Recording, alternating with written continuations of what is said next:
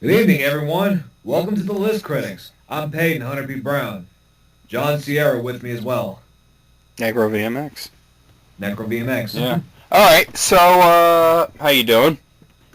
Doing pretty good. Sorry to wake you up so early. Yeah. Um, well, we're gonna do this. It might be a little bit of a shorter episode this month, but we'll try and jam pack it full of jelly or something. I don't even know what the fuck I'm talking about anymore. I could go for some jelly donuts right now, but I'm eating ice cream while we're doing this. Bloody hell. Okay, so we're gonna start as we usually start with Tumblr Gets Deep. 21 instances of people on Tumblr that are way too high for this world. After the last one, I don't think I can go any lower. Well, they're all like that, pretty much. And just dropped my phone. Where's that shit? There we go. Okay. All right. So this first one says, "Me writes an adult email. Me hit send while screaming loudly." What? Huh? What? Are you sure this is Tumblr Gets Deep or Dumbler Gets Derp? Derbiga derp. Deep and Derp. There's only one letter separating the two. That is true. I hadn't thought of it that way. Me feels a cold breeze outside. Me. And then it shows several pictures of people wearing jack-o'-lanterns on their heads and dancing around. That's Yeah. because when fall gets here, it's Halloween's usually right around the corner. Yeah. Well, or just celebrating fall in general because fuck yeah. Hell yeah. The only I'm loving bad- this weather. The only bad thing about fall is that it leads to winter, and winter can suck the fuck out of a duck's fuckhole. Thankfully, I'll be local by then. Man, a lot of these don't have names. This next one says, reblog if you think Donald Trump should be the first man on the sun. Okay. Oh, why don't we just shoot all the politicians up there? That would solve a lot of problems. Please do. Just send them to the sun. Next one also doesn't have names. Says, me, I love my girlfriend. Someone, you don't have a girlfriend. Me, I love her so much. Huh? Is this person okay? I don't think they're okay. We're already 4 in, and I'm already getting question marks on the top of my head. Yeah, like bloop, bloop, bloop. I always have those up there. I just tell people it's a hat. All right. Rainbow Colored Shoe says, one day I hope I am the girl that walks into a room and all eyes are on her. And the bluest blue replies with the trick is to get a really big hat and then scream. Well, that would work. Yeah? That would work. Dead Cyber Bitch says, I hate hormones. Hetero says, really? I liked her. I felt she had an important part in Harry Potter. Oh, hormones, really? Okay. I don't know which of these is the bigger idiot there. All right. And this next one doesn't have a name. 6 a.m. opens eyes. Me. I can't wait to go to bed tonight. Sounds about right. Yeah. You wake up and you just like, come on, let it be 9 o'clock already so I can go to sleep. Yeah, this is bullshit. I want to go to bed. Janemba says, customers walk in. Me. God, get a fucking life and stay out of my business. Get a fucking life, stay out of... That's... Okay, that one went over my head the first time. Well, like you're working in a Wendy's or something. Customers walk in, you're like, ugh, these assholes. It's the movie Clerks all over again. Pretty much. This job would be great if it weren't for all the people. What people? You know, the customers. Sokotic says, do you ever get those days where you actually look kind of okay and you take like 400 selfies because this day may never come again? Surprisingly, yeah. Yeah, we all go through that. Guilty as charged. Pretty much, yeah. Rice Blush says, at the bad eyebrow. I feel you, I feed you, I bathe you, I groom you, and yet you forsake me like this. How does one have a bad eyebrow? Like what is it, gone rogue? Does it have like a thin little mustache and a top hat? I don't get it. Frog and Toad, our friend, says, I can't wait until like 20 years after weed is fully legalized and nobody cares anymore and comedians have to make real movies with real jokes. And Neil Nevins just replies with a very upset-looking Seth Rogen. He's got a point. There's these comedies these days, you do have to be stoned out of your mind to enjoy. Yeah, I've seen a few movies where I'm like sitting there and I'm like, this would be really funny if I was like whacked out of my gourd, but I'm not, so I'm just smiling politely. Yeah, I get drug tested every week. So I haven't enjoyed weed in like 6 years. I haven't had it in about 3 years anyway, and I'm all right. You know, it's like, whatever. I'm over it. Batfrikins says, is there anything worse than hearing your own recorded voice? I think no. Well, that's actually due to a phenomenon when people hear their voice recorded back. You don't sound like you think you do. Like, nobody sounds like they think they do. So everybody's like, I sound like that. What the fuck? And it's because when you're hearing yourself talk, you're hearing it through your own skull. So there's like all this like acoustic change and shit. You don't sound like what other people hear you as. So, what is he linking me to now? Oh shit. Huh? You know the whole controversy that the latest controversy about Trump this week? Yeah. About that tape that came out from a couple of years ago? My friend just linked me to a picture of Hillary Clinton, you know, laughing, and it's a meme, and it says, like his hand could grab a whole pussy. That's legitimately funny. The only thing it reminds me of is I'm playing Final Fantasy VIII. It's my no GF Junction run, and I'm fighting Adele, and I got Zell doing his limit break, and all he's doing is punch rush and then beat rush or something like that. I forgot exactly, and I just randomly say punch her right in the pussy. That's what it reminds me of, and I just start laughing so hard I start goofing up. Oh God. Okay. I gotta sneeze here, I think. Or not. What is it? Stuck? Come on. Oh well, I guess not. Ladugard says, I want gay cafes, like gay bars, except no drunk people or loud music. Instead, there's coffee and cinnamon buns and pleasant conversations. Crystal Gems replies with, see, this is what we need, a non-alcoholic, non-sexual space for LGBT groups that is inclusive to younger people. And Kurt Wagner, more like Kurt Wagnerd, replies with, I'm here, I'm queer, and I can't drink beer. And then Tattooed 324B21 says, kind of weird that this doesn't exist, actually. I thought it did in the form of Starbucks. Real? Nah, Starbucks is more like hipsters. I don't know. I usually go through drive-thru, so... Well, unfortunately, we don't really have Starbucks close to me. The nearest one is about a half hour away, so it's Dunkin' Donuts all the way. But Dunkin' Donuts is awesome, so it's okay. Yeah, there's one, the Flying J at the in Carlisle, PA, and that's a pretty good one. When you said the Flying J, I literally imagined the letter J with like little like Super Mario Brothers wings on it. They should make that their logo. They may get more business. People who like pineapple on pizza. Yeah, it's pretty good. I get it's not for everyone, though. It's kind of a weird sensation, but I like it. People who don't like pineapple on pizza. I will fucking kill anyone who brings a pineapple into my line of sight. If you bring a pineapple to me, I will shove it down my dick and launch it like a cannon at you, killing you immediately. I'll take the pineapple and it's cut off. Did Tanya and Carissa send that one to you? Well, no, Carissa likes pineapple on pizza. Yeah, but Tanya abhors it. Well, I abhor it as well. I abhor the very notion of it. I've never tried it, so I can't judge it, because every time I get pizza, I just get whatever meats I can. If I want to pig out, I'm pigging out. I usually get a range of different things, but I do stick to the normal things. I don't get anything like pineapple or no weird fruits. That's just weird. I don't want anything sweet on my pizza except for onions. All right, Archaeological says, fun facts.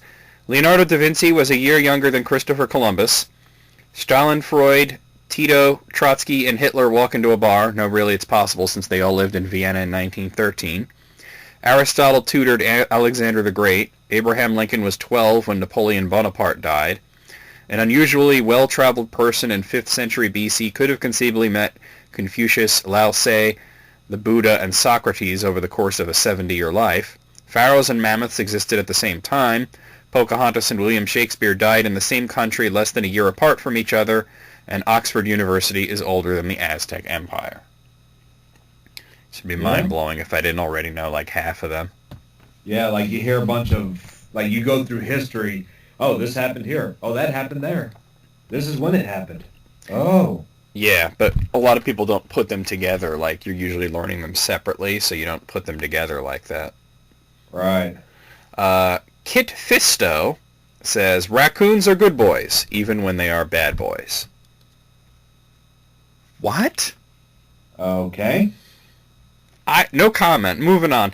Beowulf Kapowski says Halloween takes place on a Monday this year, and if that doesn't perfectly sum up how awful 2016 has been, I don't know what will.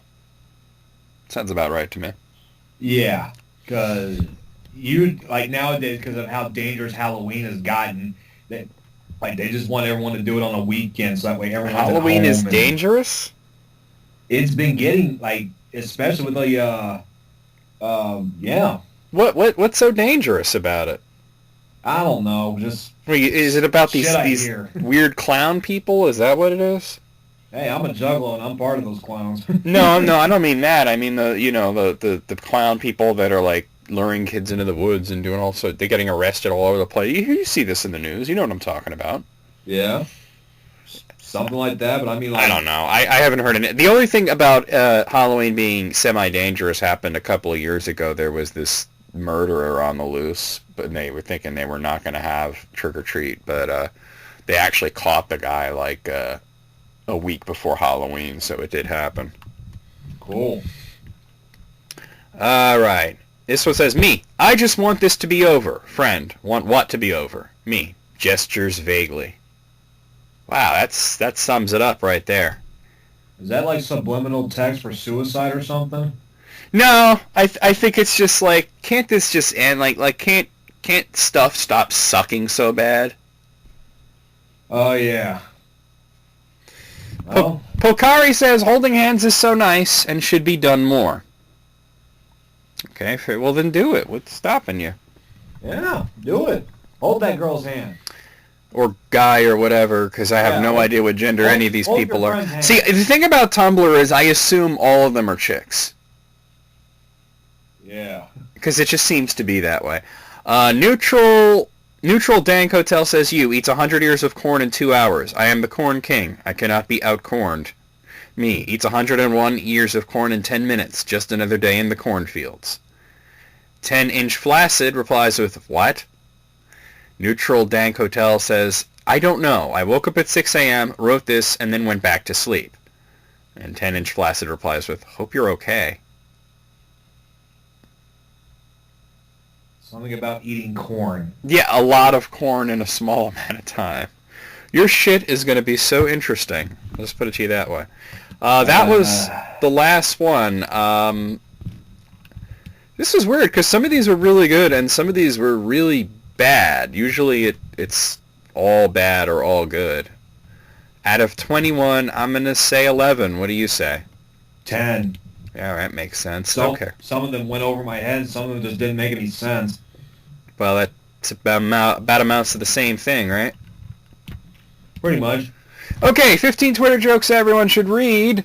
Erica Rosie at Erica Rosie says, me, I have a bachelor's degree. Waiter, so do I. Busboy, so do I. Rat feeding on crumbs under the table. Hey, me too. Okay, that's actually funny. Leah Tischioni at Leah Tischioni says, what are you holding in your locked Instagram? Sandwiches? Sunsets? Let us see your nephew. Creepy. What is the point of having a locked Instagram? I do it so that way my damn sister doesn't harass me. Well, I guess that makes sense. What is it, like friends only? Is that what locked means? Yeah. Oh, okay. Meat Shirt at Pretty Sad Mostly says, bury me in my cubicle so I can take your call in hell. Damn. That escalated quickly. Daily Hagger at D. Hagger says, I want this election to be over so badly, you'd think it was a friend's play. Ouch. Okay, that's good. I feel bad for that guy if he's comparing it to that. Yeah. Oh, man, you're sitting there like, is this still going on? Renee knows no bounds. Yeah, Renee Colantern at Renee Culvert says, I can't have kids because of the tone I take after I have to repeat myself once with an automated system. Ouch. I'm the same way. Do you know what I do when I get those robot things that are like, please say this or please say that? I didn't quite understand you. You know what I do is I just do this. I go, because if you confuse the thing enough, it'll put a person on. Yeah. He's like, I'm having a hard time understanding you. I will connect you to a customer service rep. I'm like, good, I can talk to an actual person, not a fucking robot. And hopefully it doesn't have so thick an accent that you can't understand him. It's just as bad. Yeah, that happens sometimes, and I'm pretty good at deciphering that, so. No offense to those people, but damn. It does happen. Jesse at Nick Cage Match says, keeping a blood capsule in my mouth for the next guy who tells me to smile. Ladies, if you're looking for a way to get guys to leave you alone while you're walking down the street, just start carrying a clipboard. Yeah, you see somebody walking down the street with a clipboard, you want to avoid that person, right? Chances are they may be trying to label something, and nothing good. Or they just want to know your opinion on something, or they want you to sign something, and you ain't got time for that.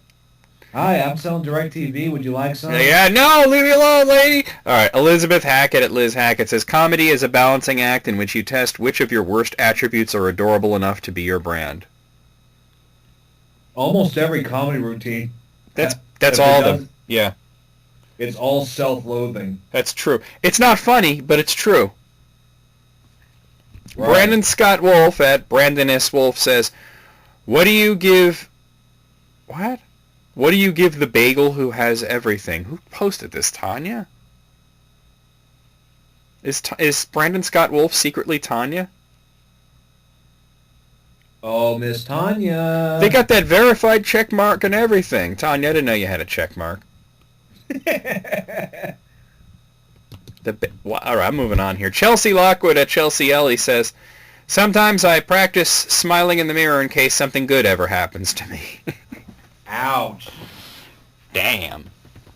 Alex Bays at Bays Cray says, quit saying you love fall and just say I have weird legs. Oh! Okay. That's funny. I get it. Kendra Alvey at Kendra Garden says, I treat my tweets like they're my kids. I send them off with a shrug and hope they don't piss anyone off too much. Yep. Sounds about right. Freaking left behind. Twitter's a hell of a lot more volatile than Facebook is, I'll tell you that. There was one of these things that described the type of person that's on each social media thing. They describe, this is Facebook, this is Tumblr, this is that. And somebody says, what about Twitter? And Twitter's like, that's where they all go to fight. I believe it. Yasser of Model Boys at Yasser Lester says, it's called slam poetry because you're supposed to dunk on anyone who performs it. What? Oh, God. Alright, that's funny. I don't know what the hell he's talking about, but it is funny. You imagine somebody like some beatnik sitting there in that little stool reading his poetry, and then some like huge tall guy in basketball shorts comes in and just dunks on him. And just starts talking shit like, yeah, you got nothing, you know.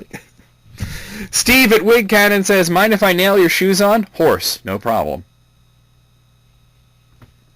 You know, when you think about it, it is weird. It is weird.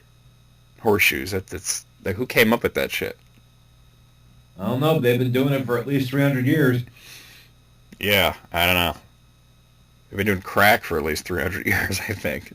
Lady Broseph at Lady Broseph says, teens, if you work hard and pursue your dreams, you too can have a total of 90 minutes of free time every 24 hours. That sounds about right. Live by. Yeah. Kashana at Kashana Coley says, can't believe there are so many songs about love and only one where someone welcomes someone else to a jungle. Yeah. What? These were actually kind of... You're not lying. Yeah. Not lying. Oh my god. Bloody hell. Alright, well that's Twitter jokes. This was unusually good. I actually laughed at a bunch of these. Out of 15, I'll give it 12. What do you say, Peyton? 13. That last one just gave it 2 extra. Welcome to the jungle. Oh, lordy, lordy. Now, I do have another pleated jeans thing here, and I don't do this one every time because they don't have it all the time. It's 20 times Tumblr users reported back from the real world. So, I haven't done this one with you yet, Peyton. Basically, the idea is you get these people that are on their computers or their phones constantly, and they don't really have much social interaction. So, you know, one of them goes out and actually does something or actually talks to someone, and then they report back to their group and describe it. And these are usually really fucking funny. I wouldn't be surprised if Hansy from Howard Stern's on there. Oh, God.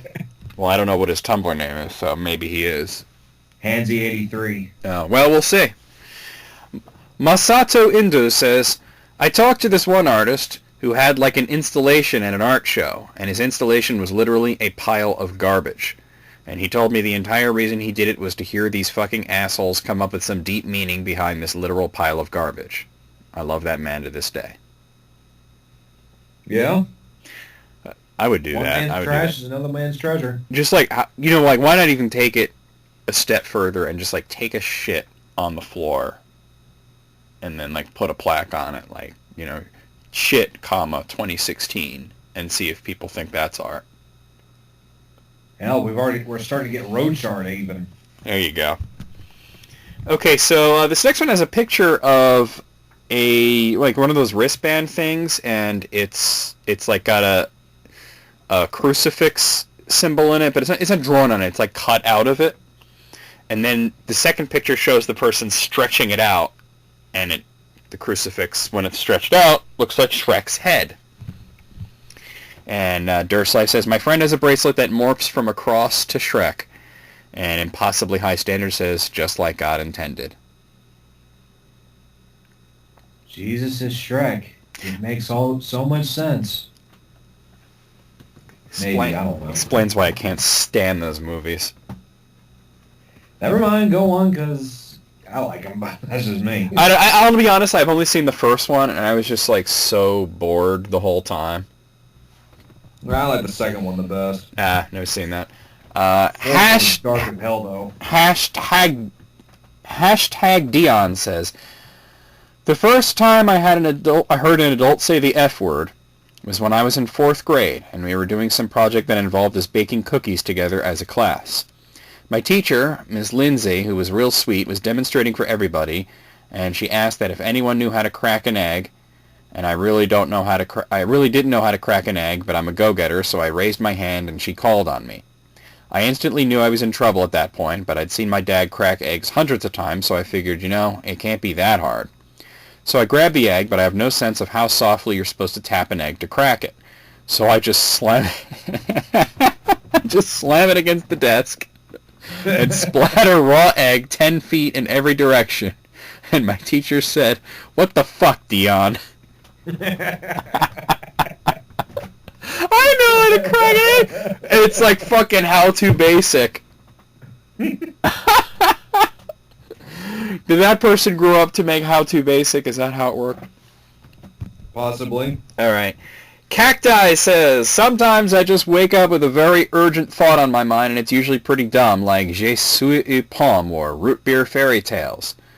But this morning I woke up and sat there for a second, and all I can think of was, 'tis I, the Frenchiest fry.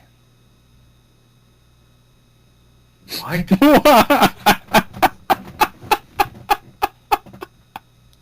What the actual shit?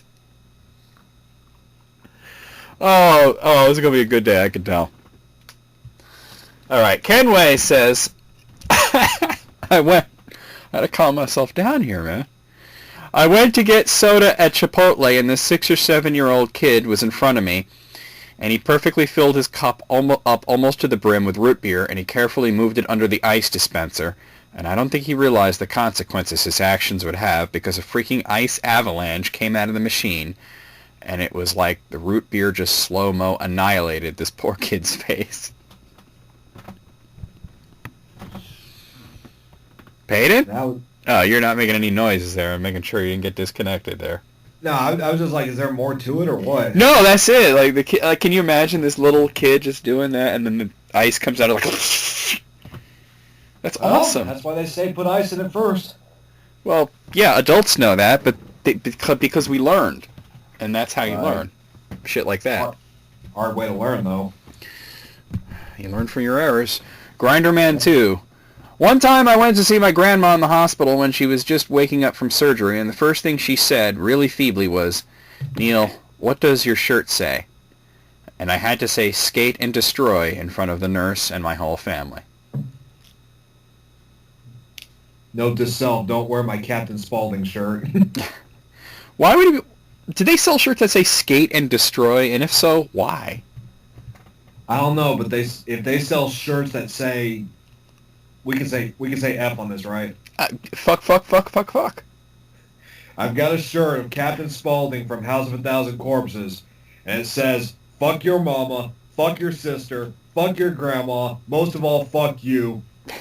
And I actually lost my job at a National right before I went to work for my current company because somebody reported me wearing that shirt. Really? Yep. Well, a rat. I've actually seen that shirt. Yeah, I wear it when I Let's Play from time to time. Melodoodle says, my dad accidentally called me dad once. What? Wow. Oh my god, that is confusing. That's horrid. That's what that is. Instagram Cracker says, my girlfriend just woke up from a nap, and the first thing she said was, I forgot I still have chicken nuggets, and ate cold nuggets, and then went back to sleep. And I don't think I've ever loved someone this much. That's a good girl right there. Yeah. I will admit. Oh, I forgot I have chicken nuggets. She just fucking goes back to sleep. That's great. Daniel Kanhai says, I'm not against vaping, but man, vaping 2 inches from my face on the subway is a ridiculous asshole kind of move. This dude was billowing like he was auditioning for the role of Haunted House Fog Machine. The humidity in the whole car changed. He was ruining haircuts. Just jump-starting the water cycle. Condensation was dripping down my glasses. People were slipping off poles. It was chaos. It was like watching one man try to terraform the moon, a planet with one dense, root beer-scented atmosphere, blotting out the sun and choking all life. I love how it just starts off as somebody complaining about getting vapor in their face, and it just becomes this slapstick routine. Yeah. I love it. Digivolvin says, last night I dreamed that scientists use a really bad picture of me to prove humans are closely related to goats, and I was so insulted that I woke up. I like that one. That's funny. That's a great... Can you imagine? We're going to prove that humans and goats are related because just look at this fool. Just look at him. Cat Celeste says, oh, this is a nice long one, my strangest legacy. In high school, for one reason or another, I can't remember, my friends and I wrote 34 days until March 2nd on the whiteboard in the drama classroom. It was completely arbitrary, but we kept it up. 30 days until March 2nd, 23 days until March 2nd, etc. It spread around enough that the entire school is buzzing about what is going to happen on March 2nd. We figure we should think of something and decide to bring in cake. There are about 13 of us in total committed to bringing in a cake. On March 2nd, during third period lunch, we all entered into the cafeteria in a line, the parade of the cakes, and laid them out, a grand cake buffet for everyone in that lunch period. We did it the next year, and after we graduated, we kept it going. This past March 2nd was the 9th year that they've done it. It's become a school-sponsored event. There are T-shirts for this thing every year. March 2nd is Cake Day. I did good. What? Yes, golf clap. What I like about that is that they started it off as just like a meme with no plan as to what they were going to do on March 2nd. And then they realized, oh crap, it's catching on. Like, oh god, people are expecting something to happen. Makeout Station says, oh my god. So I was talking to a buddy in psychology, and then this kid came in who looked exactly like him and gave him a book he'd forgotten at home. And I went, holy shit, you have a twin? And he was like, yeah, his name is Jason. And I was like, I thought your name was Jason. Long story short, I have one of them in my math class and another in my psychology class, and I've developed a friendship with both of them, but I thought they were the same person this entire time. And then they follow up, says, remember this post? Not Jason is refusing to tell me his name, and everyone's keeping it from me, so I'm just calling him Not Jason. Don't you hate it when that happens? Like, who's this person? And then you get the next comment, nobody tell them. Yeah, right? I hate that crap so much. No, Not Jason. That's good. I like that. I guess if you have a twin, that gives you a lot of opportunity to fuck with people. Oh, yeah. Demenier says, so my sister got hit by a moose. This is not an entirely uncommon occurrence in Canada where cars run into moose all the time and the moose walk away. So immediately the first thing I asked her was, oh my god, what's the damage to your car? And that's when she corrected me. No, she did not hit a moose with our car. My sister was shoulder checked by a moose. She was literally hit by a moose. To be fair, that when he first said that, that's what I thought. Her dog panicked when a moose ran in front of them on their walk and was running around its feet. Well, the moose tried to stomp on it, and so my sister did the only thing that you can do in that situation and lunged into the fray to grab her dog under one arm, Tim Hortons in the other hand, and got tackled by the moose and sent flying. Thankfully, the moose ran off afterwards. She's okay, quite bruised, but okay. The most impressive part is that she didn't even spill her double-double. So then, and Jem Came Tumbling After replies with, the only way this could be more Canadian is if Neil Young or Gordon Lightfoot or someone was singing in the background with an acoustic guitar. Oh, Jesus. Demenier replies with, if this goes viral and my sister finds it, then I'm leaving this country and deleting this blog. Oh my god. And then Reversing Your Polarity says, she would have been fine if she had been wearing her Canadian state-issued hockey gear.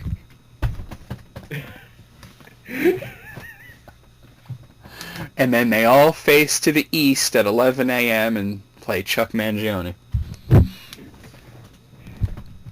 Ed said it best, and Ed Nettie. Canadians are weird. What Beth says, I see what you did there, Beth. The other night I tried to make a curry and I got chili burns all over my face, so I thought to myself, hang on, does milk soothe chili burns? It does. And I couldn't Google because I couldn't see, so I just had to blindly feel my way to the fridge and pour out a bowl of milk and then just plant my face in the bowl of milk. Anyway, at that point the rice cooker went off and triggered a power surge which turned my electricity off, which I didn't notice at first because I had my face in a bowl of milk. And when I did emerge from the dairy prison, I thought I had gone blind with chili burns. So, no, I don't really cook much. A victim of circumstances. I thought Curly was the only one. I was a victim of circumstance! No. That really is like something that would happen on the Stooges. And I gotta say, how bad of a cook are you that you're trying to make curry and you get chili burns on your face? I don't know. How is that even a thing? Oh my god. Alright, Casey Anthony Official says, when I was like 6 years old, I was woken up in the middle of the night by a voice saying, play with me, over and over, and I stayed awake for 2 hours terrified as the voice continued, and then I realized it was a Furby. And Harlequin Hatter says, how is that less scary? Play with me. Those things were creepy. I had one, and yes, they are creepy, especially when they go off on their own. Yeah, creepy bastards. Like Child's Play, except it's a furball instead of a murderous psychopath in the shape of a child's doll. There you go. Methlick says, grocery stores after midnight are like some magical gateway to an alternate dimension where nothing else is real except for the super noodles on the shelf and the paper clip in your pocket. Lear Dumois says, one time I walked into a 24-hour Safeway at 12:30ish, not realizing it was a 24-hour Safeway, and asked an employee, what time do you close? And the guy just answered, no. What the fuck? Like the guy didn't have enough words in his mouth to say we don't close, we're open all the time. He just goes, no. Where? That's fucked up. Alright, this next one doesn't have a name on it. All this week has been senior week at my school, and it has been unofficial and was completely orchestrated by the students without permission from administration, and each day has had a theme. So yesterday was Tourist Tuesday, and every senior student dressed up in typical tourist outfits like Hawaiian shirts and socks with sandals and fanny packs and sunglasses and all that. And the administration thought it was funny until they started a tour group. So the entire senior class didn't attend class at all and wandered the campus as a group with a tour guide, pointing out and explaining random things to the entire group. But all went downhill when the tour group walked into a classroom, and as the guide was giving the group a fake tour of the class, one of the kids pointed to a widely hated teacher and asked the tour guide, "What animal is that?" And that's the story of how my school issued 84 detentions in one day. Jesus Christ. What animal is that? That's something I would do. And what is that thing?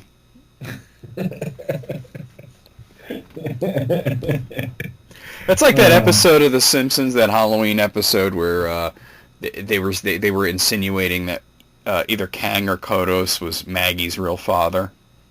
Oh yeah, and they went on Jerry Springer. Yeah, they were on Jerry Springer. One of the people in the audience was like, "Yeah, I got a question for that gross thing, Homer." No, the other one. Cool Pixie Kid says, my 4-year-old niece is in that splattering colors all over the paper stage of making art. I showed her a piece by Jackson Pollock and told her this person is really famous and he made art kind of like you. But she just looked disinterested and told me mine has prettier colors. Get wrecked, Jackson Pollock. Ouch. Wow. Dunked on. Like, ouch. Yeah. Wrecked by a 4-year-old. More than wrecked. Train wrecked. R-E-K-T. Exemplary Behavior says, yesterday I went to buy something and the store owner looked up and said something to me in Chinese, and I was so surprised I just said what in English. And then we stared at each other for a full 10 seconds like, what the fuck are we in Spain? Oh, what the fuck, we are in Spain. Wait. So, wait, they're in Spain. One guy's talking English and the other guy's talking Chinese. That doesn't make sense. Why don't they just speak Spanish? It completely went over my head, too. Yeah, I'm just like, what? All right. Last one. Egg Troll says, God, I'm absolutely going to hell. I'm sorry, guys.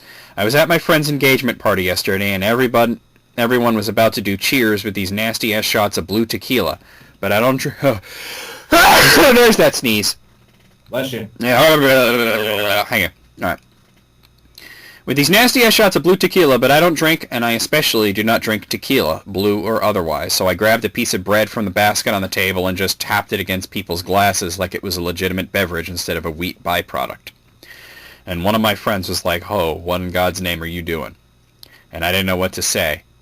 I would rather slice my own foot than drink tequila, so I just held up my bread and said, "I'm toasting." And in that moment, I felt my soul descend directly into the 18th circle of hell. Damn, I thought there were 9 of them. Must have been that bad of a crime. Yeah, right? They multiplied the shit by 2. All right, well, yeah. There were 20 of these. I enjoyed it. There were more than one laugh-out-loud moments. I'm going to give it a 17. What do you say?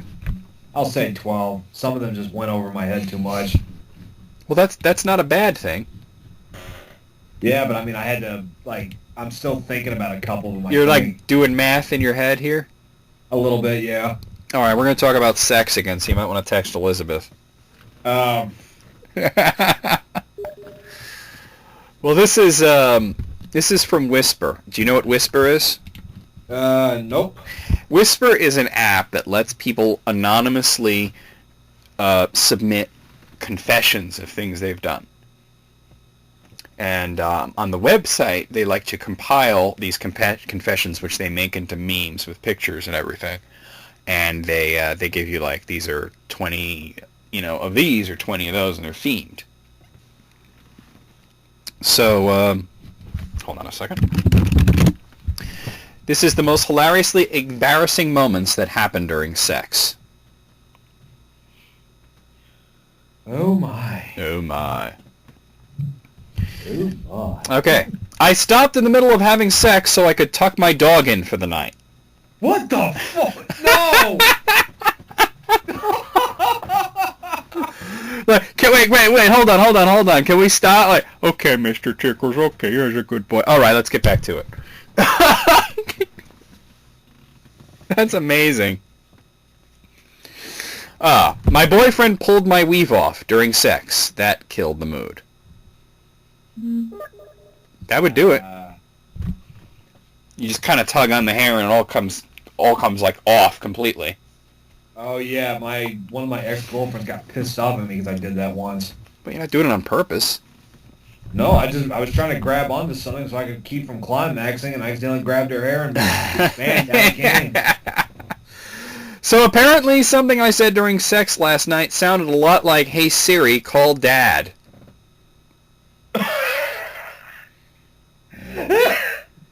That's about the worst thing that could happen, I think. Okay, calling Dad. Yeah. Hello? Okay, calling Dad. Hey, what are you calling this hour? Pocket dial me during sex again? Boy, what the hell is the matter with you? Take your pants off. Good Lord. This one time I was having sex with this guy and I was on my period, but he said he didn't care, and he straight up pulled out my tampon. Boy, he was thirsty AF, huh? Sounds like that movie Hanger, because that happened. That's not a ripcord, man. That's not how she starts. No, but that's how he's finishing. Yeah, because that's the end of that. One time I bit a guy during sex, and he said he didn't like it rough. I told him to go home. Ouch. Well, obviously those two are not meant for each other. Oh, God. I don't even want to say this next one. Oh, boy. This is bad, dude. This is really bad. All right, here we go. Elizabeth, sorry. No, Elizabeth's going to be like, what the fuck, too. This is the worst thing I've ever seen. My boyfriend moaned his cat's name during sex. What the... I can't even bring myself to say fuck. I gotta think of a worse word. What the cunt? All right, I think I could explain it. Maybe he had another girlfriend, an ex-girlfriend, and he named the cat after his ex-girlfriend. Yeah. I mean, it's still fucked up, but it's less fucked up. Because I don't want to even think, when they say fuck pussy, they don't mean that like that. Thanks for alleviating that image in my head. Thank you so much. That's what I do. Once I covered my boyfriend's face during sex and I told him not to move. He was really into it until I realized I had snuck away to get Cheetos. What? Sorry, my phone was ringing. Say that again. I gotta say that shit again? Alright. Once I covered my boyfriend's face during sex and I told him not to move. He was really into it until he realized that I had snuck away to get Cheetos. Oh, that's horrid. Well, sometimes you get hungry in the middle of it, but goddamn. Cheetos. That's bad right there. I once held my own hand during sex. How the hell does that work? With, sex with yourself or with a sex toy or what? No, I think they mean with another person, but they're holding their own hand. Like, why? Oh. I don't get that. Maybe, I don't know, just, Lord have mercy. Yeah. I stopped my boyfriend in the middle of sex so we could floss together. It's like an episode of Seinfeld. If you foreplay, you shouldn't have to floss. Weird. Maybe they get off on flossing. Who knows? My boyfriend fell asleep on me last night while we were having sex. It must not have been that good. I'm gonna be honest. That happened to me once before. It must not have been that good. 2 days staying awake and a lot of booze. Oh yeah. Yeah. I once made a girl recite the Pledge of Allegiance while having sex with me. Why? That's not sexy. That's creepy. That's what that is. That's very creepy. My boyfriend checked his Fitbit while we were having sex once to see what his heart rate was. Was it up or down? I would assume it was up. That's what she said. Oh, set me up. I was having sex with a girl. She fell off the bed, and I yelled, 5-second rule. Okay, that's actually kind of funny. That's good. I like that one. 5-second rule. In the middle of having sex with my boyfriend, I had a nosebleed, which got all over the both of us. Hashtag the struggle. I think we may need a tampon somewhere else. Yeah, right. Well, did you know that tampons were originally invented to plug bullet holes? Yeah, I actually remember reading that somewhere. Yeah, there was the Civil War that they invented tampons. Yeah, and then someone must have gotten curious or... or maybe thought, hey, it's bleeding, why not? In the middle of having sex... This is the last one. In the middle of having sex with someone, he asked if I wanted to check my texts. His what? His texts? He asked if she wanted to check her texts. Maybe her phone was going off, and he's like, you want to get that?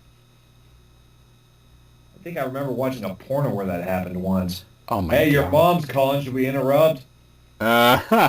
She wants in on this. All right, well, wow. I don't even know how many there were here. I'm not going to count them. We'll give it a letter grade. B+. A-. I got a vape after that one. Good Lord. And I'm good again. Now, I have another one that's very similar. It's also from Whisper. But this one, it's almost the same thing, but it's a different list. It's weirdest things people have screamed out in the middle of sex. Let's hear it. Well, so far, I mean, I wonder if any of these are going to be as bad as the cat's name. It can't be as bad as what happened to me one time. I'll explain it at the end. Maybe it'll show up. I don't know. Well, why don't you tell us now, and we'll see if any of these can top that. Okay, so you remember me telling you that I was going last time, how I said I was in the middle of a real bad breakup with my girl at the time, right? Yeah. It was before I started dating Elizabeth, but after I was breaking up with her, okay? I hooked up with this one girl, black girl, met her on Maple Story. I just happened to be in the area during truck driving training. She hooked up with me, and she started screaming in the middle of sex, fuck my... I'm not saying it. Fuck my pussy. Fuck my pussy. I'm like, what the fuck are you saying? Like, it was completely throwing me off. To be honest, that's kind of hot, though. It was. That she's that into it? Like, it was just freaking me out. It was like, what the like, really? Oh, that's great. That reminds me of that when they called up that black girl sex line on Howard Stern and they played Hate Man clips. Oh, yeah. I gotta find that. And the chicks actually sounded like they were into it. All right. I screamed out that I wanted to be a woman during sex with my wife last night. That seems that doesn't seem like the time to do that. Maybe later when you're role playing, you can be the man and I'll be the woman. Yeah, there you go. I mean, if Peggin's your fantasy, go for it. But yeah. Well, that's kind of an odd time to bring it up. That is not the time to bring it up, yeah. The first time I ever got a hand job, when I was about to reach an orgasm, I screamed, firmly grasp it, and she couldn't even finish. Probably because she was laughing so hard. You did it yourself, dude. Firmly grasp it. What an asshole. Today I was having sex with my boyfriend. When he was about to orgasm, he screamed, yes, Brittany, at the top of his lungs. My name's not Brittany. That's his sister. Fuck my life. Oh.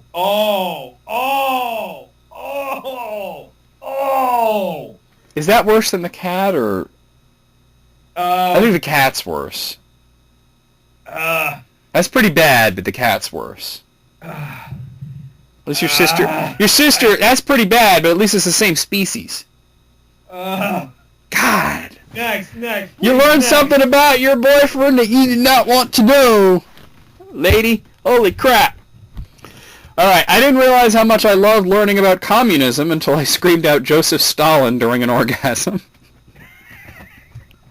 Maybe it's just a random name. Like, you ever see the 40-Year-Old Virgin? Yes. When he's getting his chest hair ripped off. He's like, Kelly Clarkson! Kelly Clarkson became a curse word, you know? Yeah. Once I had sex with my girlfriend during a thunderstorm. I yelled Shazam as I came and a loud crack of thunder sounded. I'm her Captain Marvel now? Or maybe Gomer Pyle. Shazam, Shazam. My boyfriend yelled for Narnia once while we were having sex. Oh, that's lame. That is super lame. That's a mood killer right there. Yeah. I yelled... Oh, God. This is funny. I yelled, yes, chef, when I orgasmed last night. Hopefully the guy I was with didn't catch on that I was dreaming of Gordon Ramsay. This pussy is so tight. It's raw! My girlfriend and I were having sex last night. She screamed out her own name. Well, that's just confusing. Maybe she's got a dildo with that on there. I don't know. Yeah. One time I was having sex with a girl and she screamed holy watermelon while having an orgasm. That's actually kind of cute. Holy watermelon. Oh, that's good. I like that. One time while I was having sex, we switched to the doggy style position and my girl playfully said woof woof. Don't do that. It's not cute. It's not sexy. It's creepy, actually. Yeah, it's creepy. This girl just screamed out orange juice during sex. Really killed the mood. Especially if OJ's involved, if you get my orange juice. Well, you know what? Maybe she could become a lesbian and start a relationship with the holy watermelon girl. Last night I was having sex with my boyfriend. I looked at him in the eye and I said I was bored in the middle of it. What the fuck? Dude, that's horrid. Way to sink the guy's boner into the ground. Yeah, like if you wanted to go limp, that's how you make it go limp. One time I was thinking about cereal during sex and screamed out Cap'n Crunch as I came. She stopped calling me. I would imagine so. Yep, that will do it. Cap'n Crunch. Wow. I had sex on the first date. He lasted 2 minutes. I yelled, I won. He yelled, I won as he finished and then fell asleep. I don't think that guy's getting called again either. Don't feel too bad. That was how it was for me when I finally got lost it. Yeah, but like 2 minutes, he yells, I win, and then just goes to sleep? What the fuck? No, I didn't pass out afterwards. I just said 2 minutes later, and it's like, hey, I'm hard again. 5 minutes later, let's get it. Yeah, well, yeah, that's better. I mean, you just need a little break. Having sex with her, and when climax, I yelled oodles of noodles. She was frozen in disbelief. I'm glad I wasn't taking a puff right there. That's all I'm going to say. I'm glad you weren't either. You would have choked. You might have inhaled your stupid pen thing. Yeah. I accidentally screamed, I fucking love you during sex with a guy I was seeing for a few weeks. He reminded me the next day, asking if I meant it. #awkward. Ouch. You never say, do you mean that? Or you don't say, yeah, you don't say it till you mean it, even in the moment. Unless it, like, the only time is if it's like a one, like, you don't do it. You don't, there's no exception. You just don't do it. Unless you mean it. Right. And even if you do mean it, you don't say it unless you're fairly certain they feel the same. Yeah, pretty much. My ex asked me to call him Santa Claus during sex. I screamed, fuck me, Santa. Are we reenacting Bad Santa? I ain't shit right for a week. How are they going to do that sequel, by the way? I'm still curious to it. I mean, didn't he get, like, cleaned up after getting shot by police? Yeah, but maybe he slides back into it. Who knows? I don't know, but I can't wait to see Thurman Herman, whatever his name is. Are you going to pop my cherry? What the fuck? No! I yelled out, I don't remember your name during sex. It's information you might want to keep to yourself in that moment. Just saying. During sex last night, my boyfriend threw me in an awkward position and yelled, I saw this in a porno. I've done that before. Yeah, but I'm guilty as charged. Porno positions are not real positions. They're all to facilitate good camera angles. They're not comfortable. Pretty much. I remember getting a Charlie's horse doing it. Yeah, it's not good, yeah. Last one. Last night, my FWB... What's FWB? Fuck with... Oh! Friend with benefits. Ah! Last night, my friend with benefits said he loved me during sex. I yelled, "This is Sparta," and kicked him out of bed. Hashtag bye, Ow. Felicia.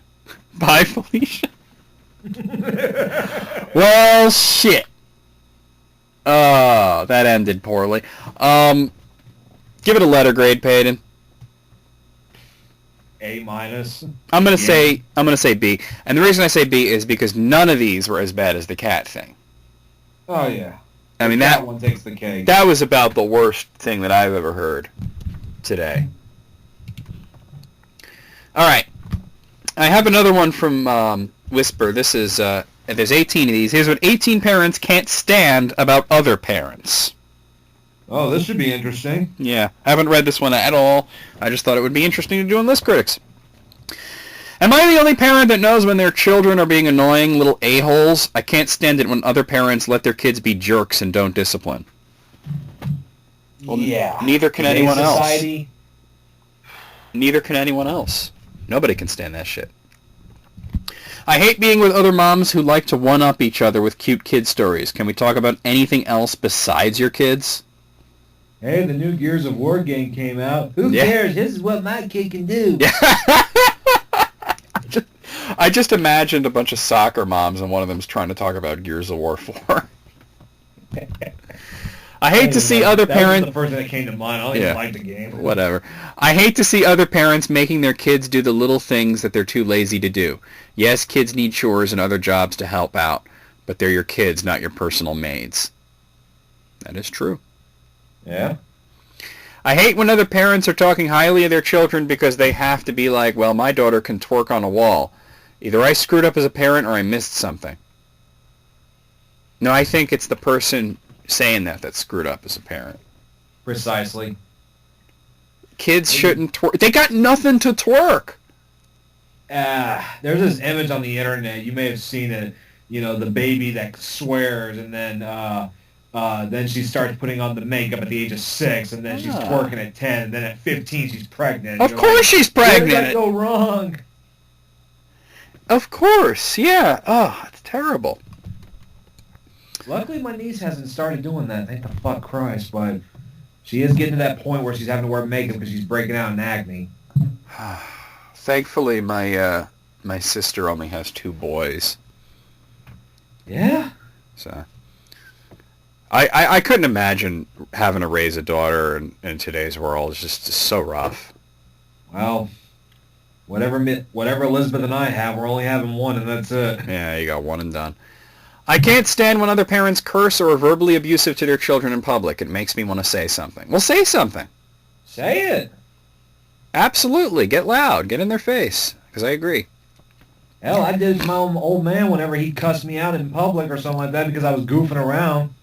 Yeah, you're being a kid. That's what you're doing. What you're supposed to do.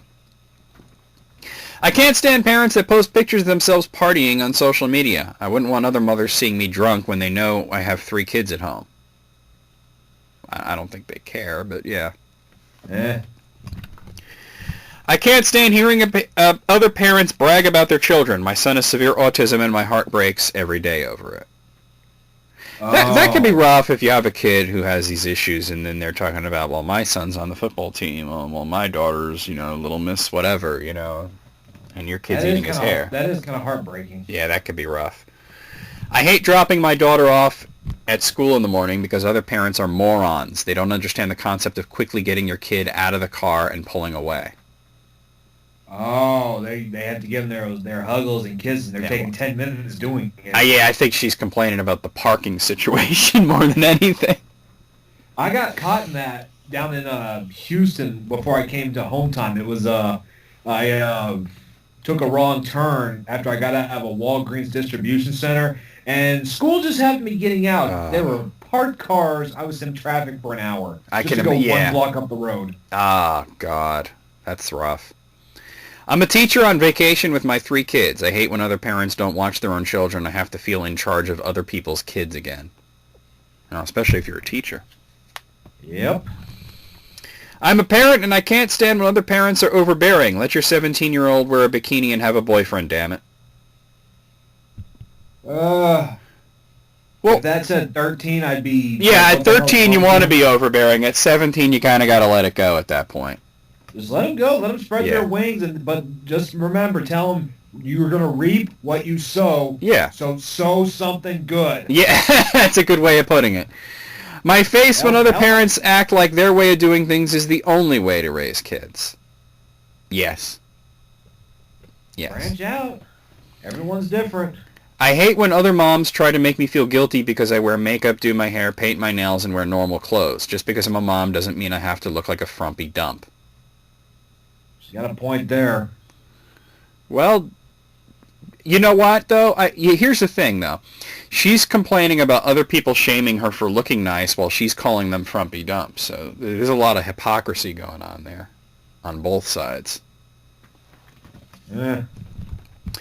As an expectant mother, I find it really fucking weird when other moms brag about breastfeeding on Facebook. It's beautiful and all that, but why must you share this? Yeah, it's, it doesn't have to be out on Main Street. Just do it.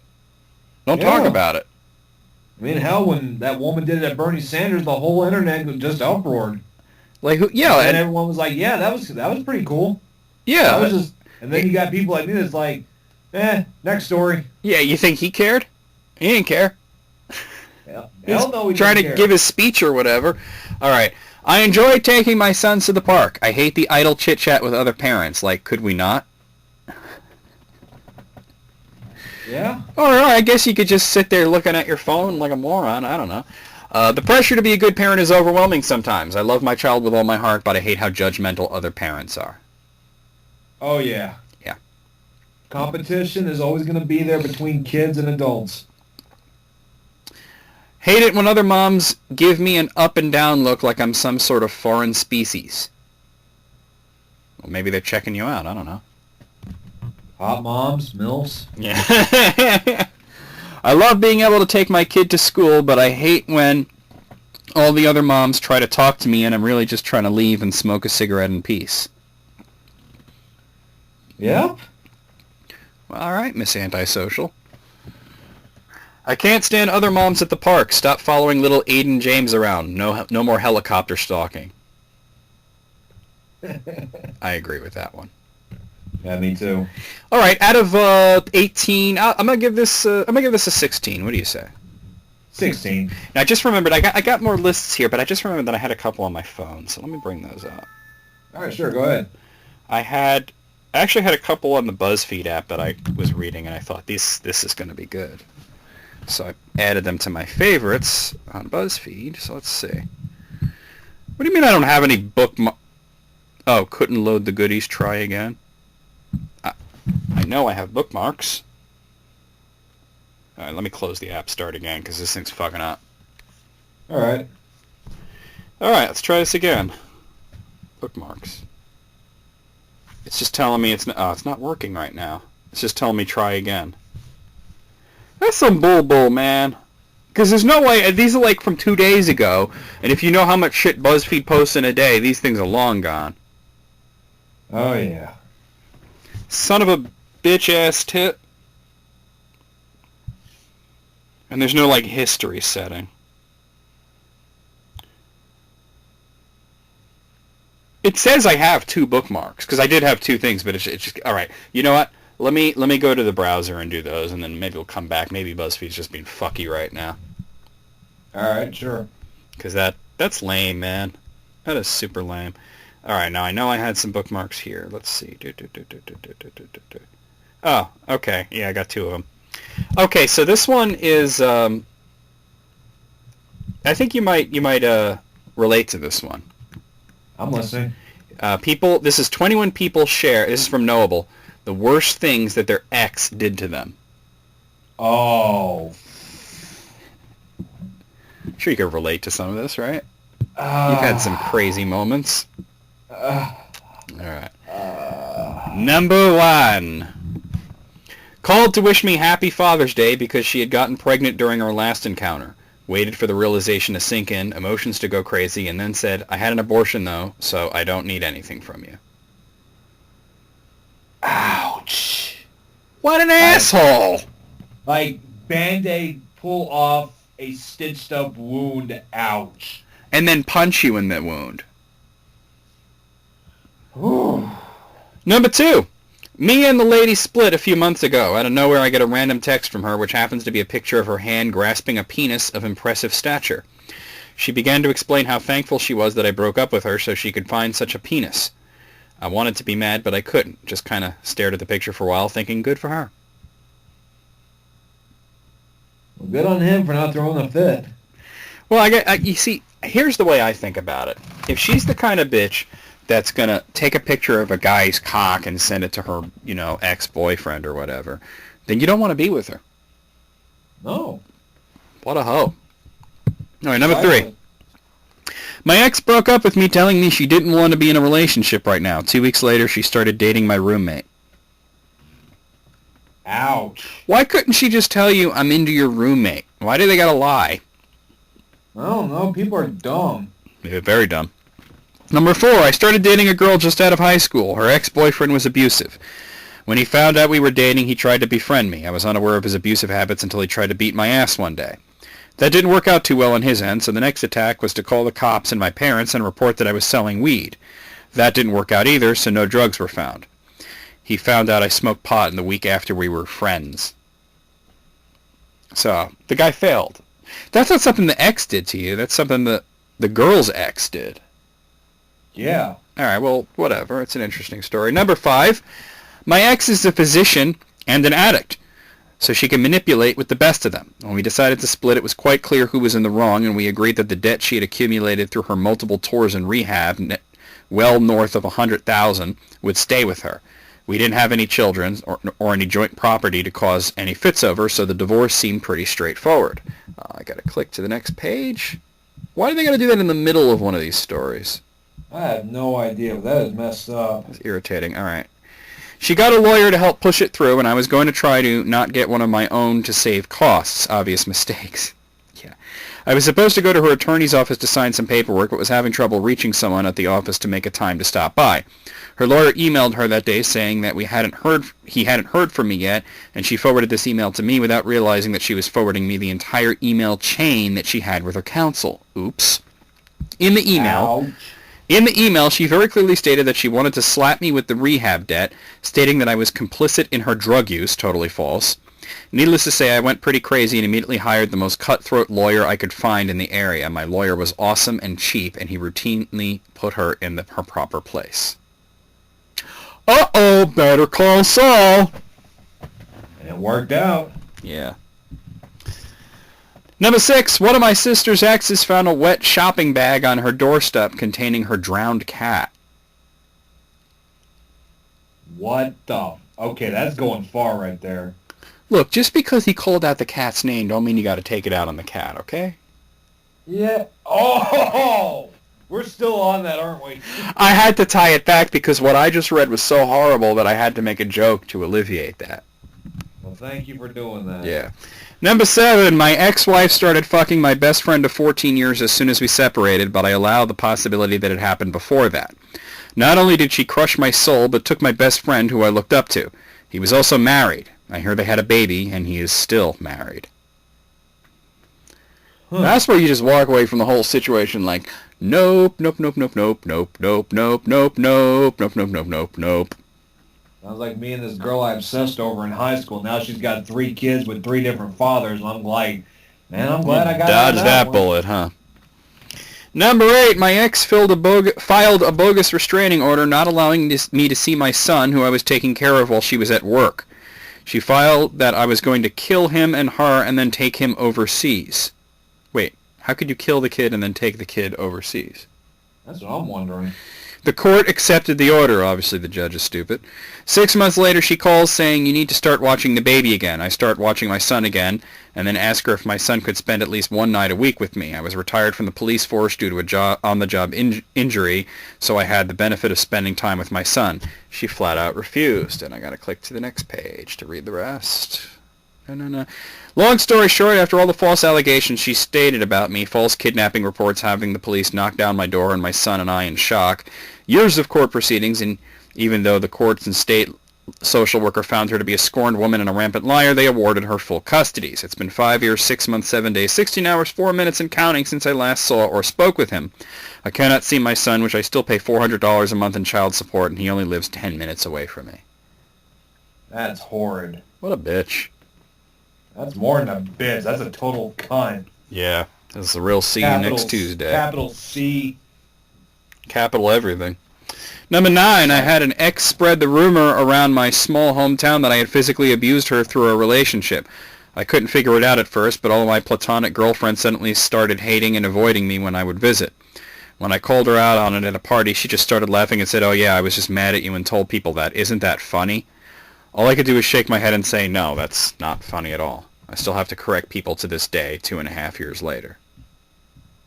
She thought it was funny? That's fucked up. It's more than fucked up. That's horrid. Yep. Number 10, my ex set everything I had left at her house on fire.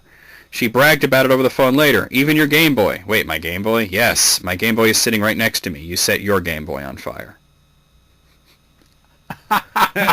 Karma. Wrecked.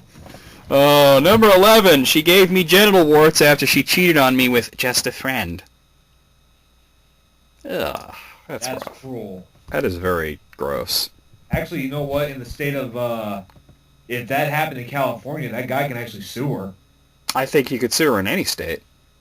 Yeah? If you don't disclose your STDs or something like that. Yeah, exactly. Number 12, my first serious live-in girlfriend cheated on me with several of her past partners. I could never catch her doing it, but for a variety of reasons I knew.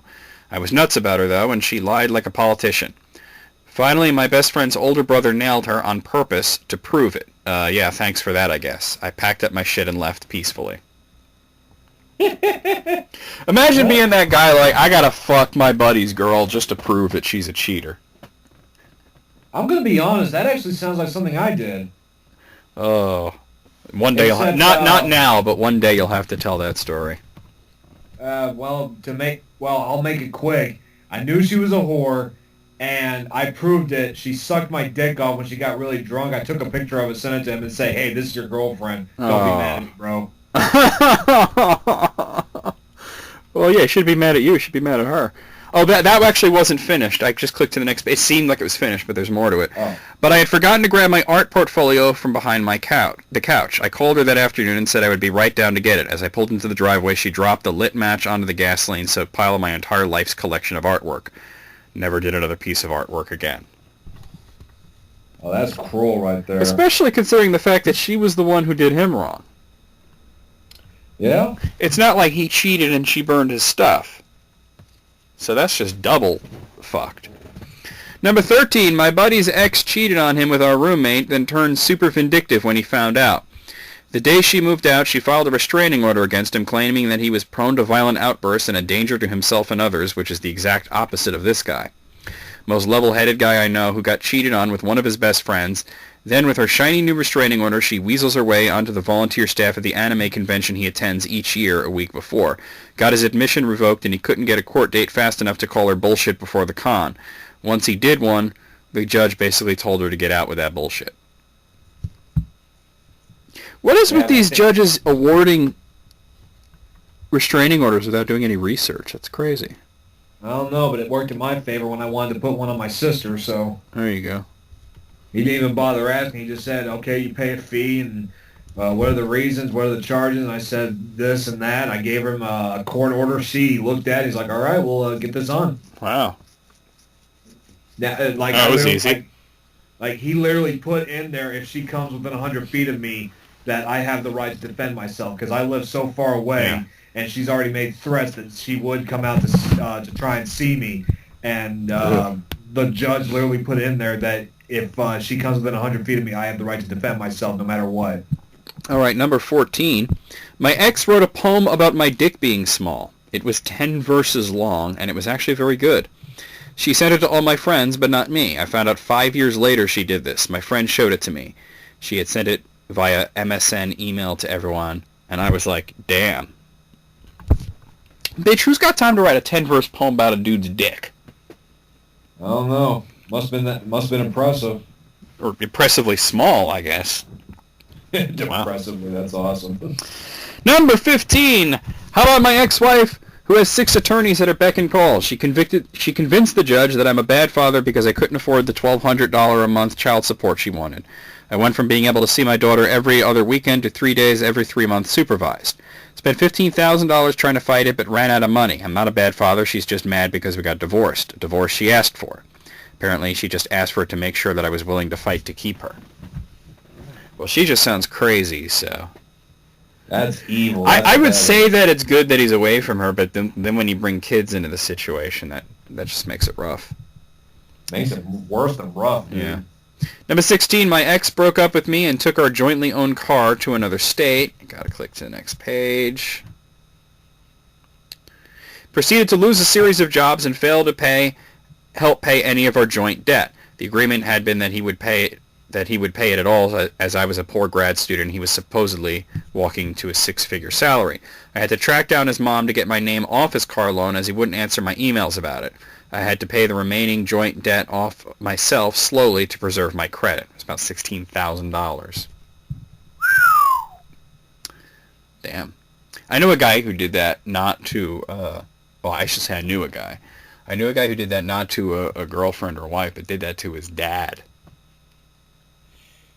Had his dad co-sign on a loan, which he defaulted on, and he ran off across the country.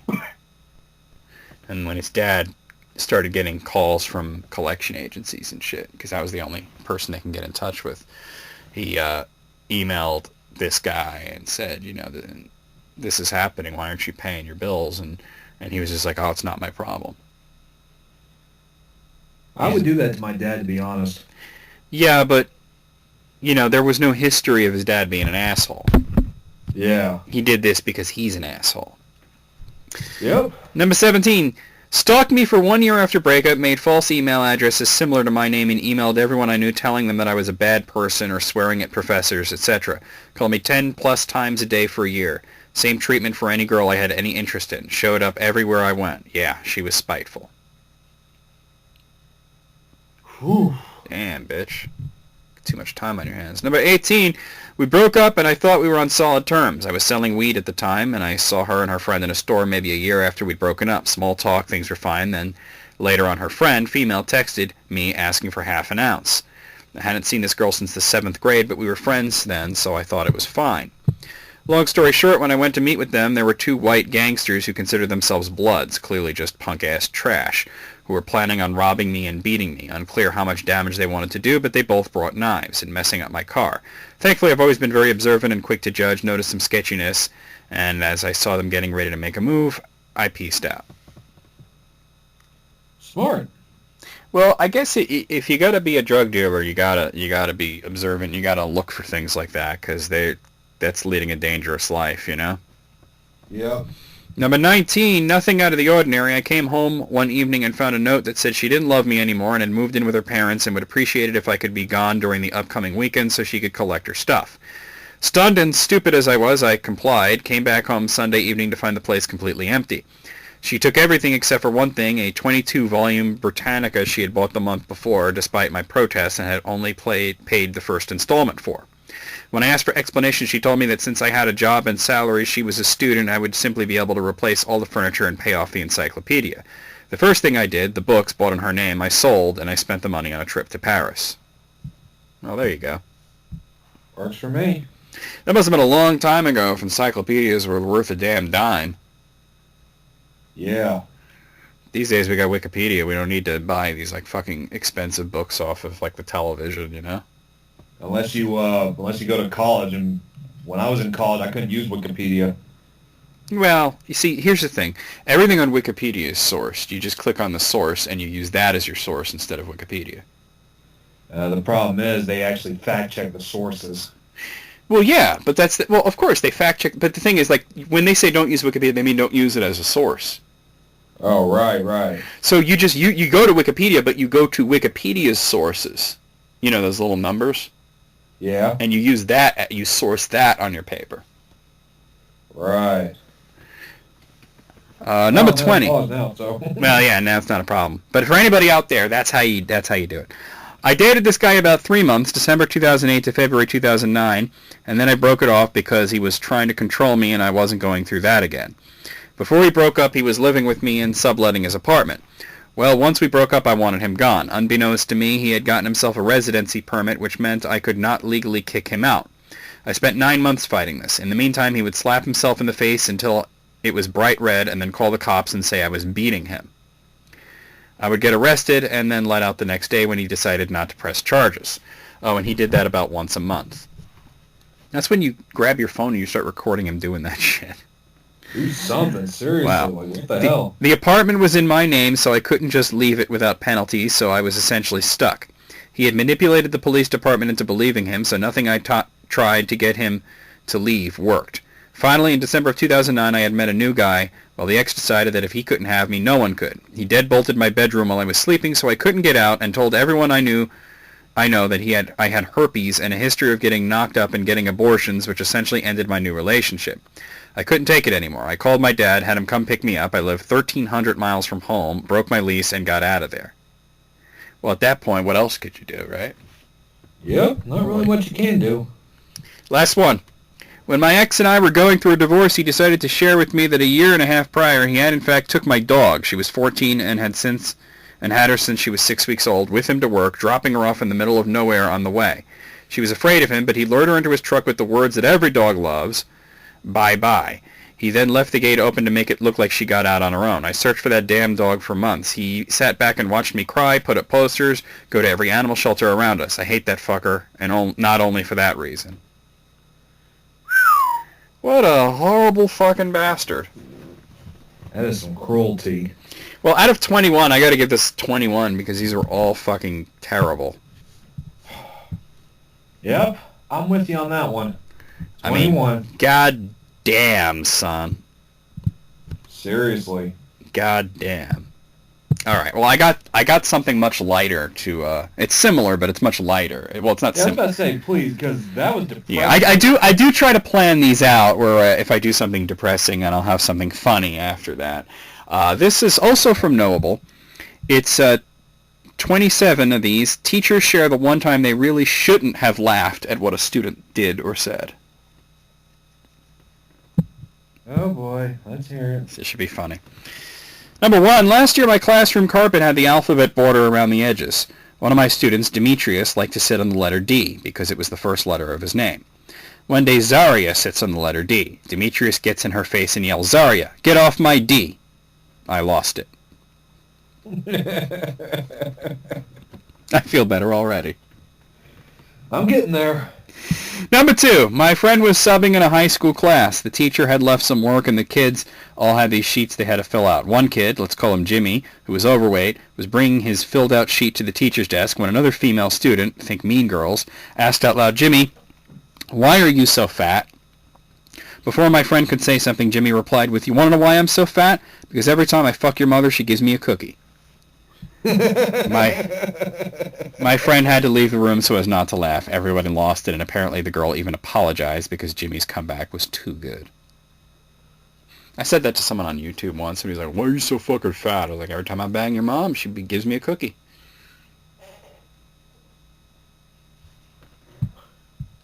And then, of course, because I'm extra cruel, I always say, "And your mom's so nice." I gotta remember that one, too. Yeah. Number 3, when reading Hamlet with the class, after Ophelia's line about Hamlet, "To speak of horrors, he comes before me," a kid says, "Hamlet, get it together, man." I cracked up. The other kids didn't get it, luckily. He comes before me. Oh, yeah. Get it together, Hamlet. Jeez. Number 4. I confiscated a balloon from... you know what? This is good. I read this earlier. I only read the first page, but this is really good. Just prepare yourself for this. I confiscated a balloon from a kid one day because he was making that really loud squeaky noise with it. 2 minutes later, I looked over and he had another balloon, a blue one this time. Took that one too. Next time I turned my head, he pulled out another one, red. Took it. This went on for another 2 minutes or so, which counted another 3 balloons. I finally asked him how much longer this was going to go on, to which he just kind of shrugged his shoulders. Well, how many more balloons do you have? I asked him. I don't know, couple, he said as he opened his backpack. His backpack was literally full of balloons. There are at least a couple hundred in there. No books, no pencils, no spare room for anything else, save for the 5 or 6 balloons that I had confiscated a few minutes prior. There were 4 or 5 pockets in the bag that I asked him to empty, which were all filled with balloons as well. All in all, the kid was very dedicated to the gag, so I told him if he promised to do the same thing to another particular teacher, he could get them back at the end of the class. Wow. I don't know, couple.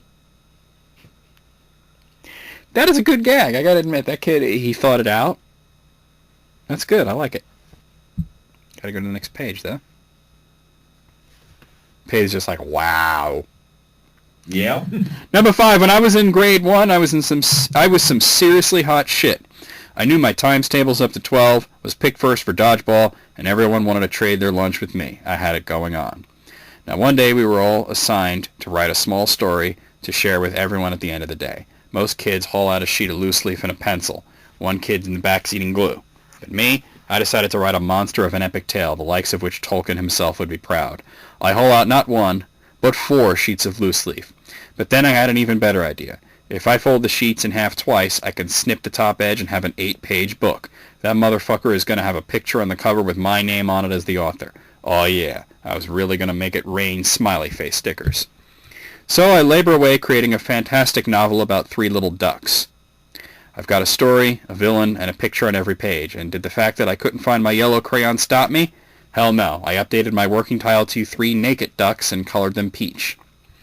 I turned in my book and go crack a juice box with my buddy Simon. Finally, at the end of the day, my teacher, Mrs. Davis, calls on me to the front room to privately discuss my masterpiece. Yes, I think. This is it, kid. You're moving on up to the big leagues, and practically skipped to the front of the room. Mrs. Davis looks me right in the eye, face flushed and strained with tears in her eyes, and says, "Duck is spelled with a U, not an I." Ah! 3 naked dicks! The poor teacher, she must have been dying! Oh my god. That's amazing. Oh, God. I feel so much better. Alright. Number 6. Teacher hears a girl's phone vibrating in her purse and says, "I hope that's a phone." Teacher walks another 2 steps and realizes what she just said. Class erupts in laughter.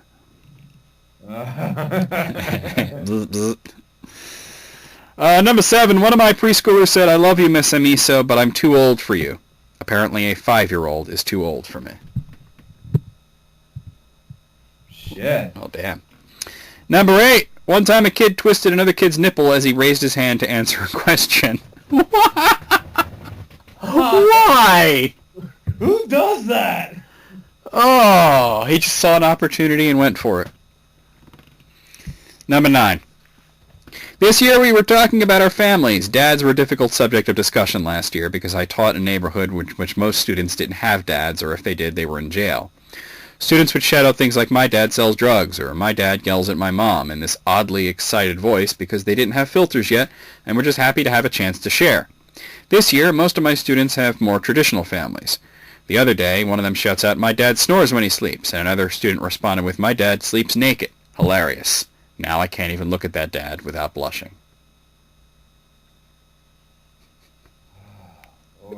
Say, "Well, I have some information on you." Shit.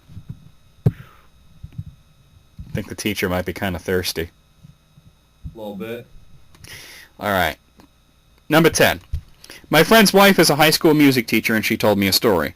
She went into class and was getting set up when she sees this kid take his trombone, place it between his legs, and slid the slide out going, "Look, I got a tromboner." She said it was very difficult to discipline him while not laughing her ass off. "Miss Simpson, do you find something amusing about the word tromboner?" Yeah. You gotta find those types of teachers. Yeah. Number 11. I teach undergrad courses. I caught a student that had plagiarized a few paragraphs in one of her papers. I asked her to stay after lecture and sat her down, asking if she had plagiarized her paper.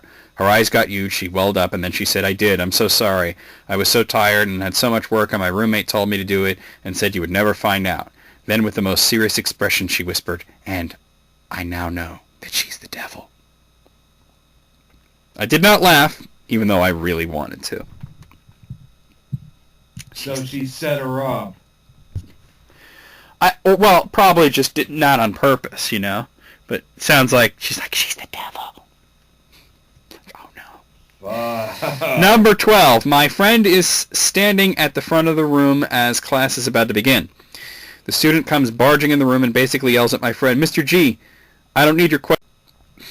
So that was weird. I was in the middle of talking, and my MP3 Skype recorder popped up and said, "Recording finished." Weird. So let me actually read that last... You know what? Let me actually check the recording and see exactly where it ended. Hopefully not too far off. Otherwise, I think Tanya's going to have to do KSW without me again. Well, let's see. What time are you supposed to do that? 30 minutes ago, actually. Oh, well. Oops. She understands. She knows. All right, let me look at just the end of this. Alex is there. Zach is there. They got this covered. Plus, they all right, hold on. Let me actually listen to this. To lecture and sat her down, asking if she'd plagiarized her paper. So she set her up. All right, so it looks like it didn't get that last one. It got the one about the devil, but it didn't get the last one that I said. So I'm just going to read that one again. Number 12. My friend was standing at the front of the room as class is about to begin. The student comes barging in the room and basically yells at my friend, "Mr. G, I don't need your questions. I just need answers. Can I go to the bathroom?" My friend was somewhat stunned. Then, as he was holding back laughter, he said, "Sure." Well, there you go. That's all it takes. A lot of teachers like playing metaphors. Well, I don't know. Can you? Every time my teacher said that, I wanted to punch someone. The worst is when you ask to go to the bathroom and they say no, and it's like, well, I'm going to go on the ground then, and then they'll say, oh, well then go. You know, like, well, why did you say no the first time, you bitch? I actually did that once. Yeah, you peed on the floor? Teacher wouldn't let me go to the bathroom, so guess what I did? Whipped it out and peed right there? Yes, I did. There you go. And I got a 3-day suspension for lewd conduct. Well, I'm sure that sucked, but at the same time, the next time you asked to go to the bathroom, she probably was just like, locked eyes with you and then said, yeah, go ahead. Yep. Number 13, my friend is walking down the hallway, headed to his classroom as the bell has just rung. The hallway is basically empty except for one student. He's standing at his locker with his backpack right in front of it. My friend walks over and says to the student, "Hey, you need to get to class." To which the kid responds, "I'm heading there in a second, Mr. G." My friend sees him messing with his backpack and being secretive. Fearing that he may have something, drugs, weapons, etc., he asks him what he's doing. The kid pulls out his hands out of his locker and is holding 2 small turtles. Well, better than drugs. Definitely better than drugs, unless he's, I don't know, snorting turtle poop or some weird shit. Ew. Number 14, I taught daycare for 4 years. My favorite was when a 4-year-old would curse. It usually went like this. Shit. Jack said shit. Miss Vickwitch, they said shit. Who said shit? My dad says you can't say shit. My dad says shit all the time. Yeah. So they're all saying they can't say it, and there they are saying Yeah, that's like that in the South Park movie. Like, Kenny, you said fuck. Now you said fuck. You know, remember that Dude, part? you just said fuck again. Stanley! Woo! Kenny! Fuck, that's a big deal. It isn't hurting anyone. Fuck, fuckity, fuck.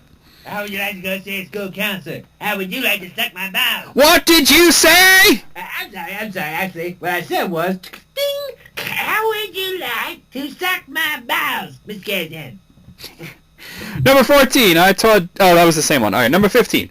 I was a student when this happened, but a friend accidentally said octopuses have 8 testicles instead of 8 tentacles when reading at a science class. The teacher was having a very hard time holding back laughter.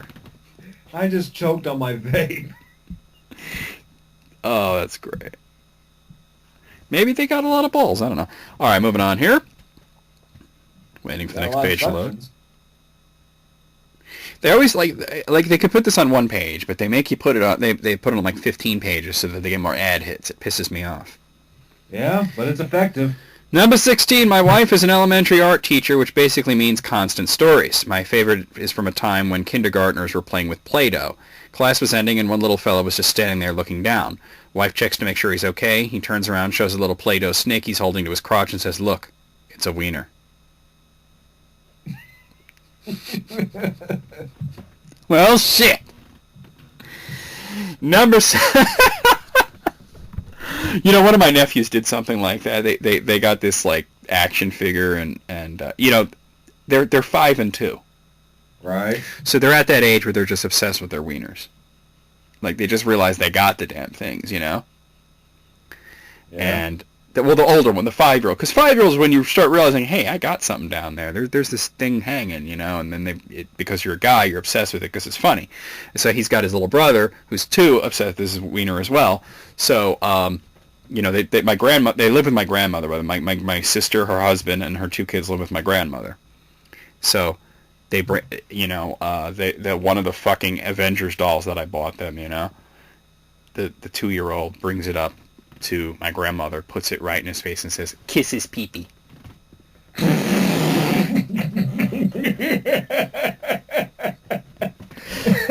That's how my grandma reacted too.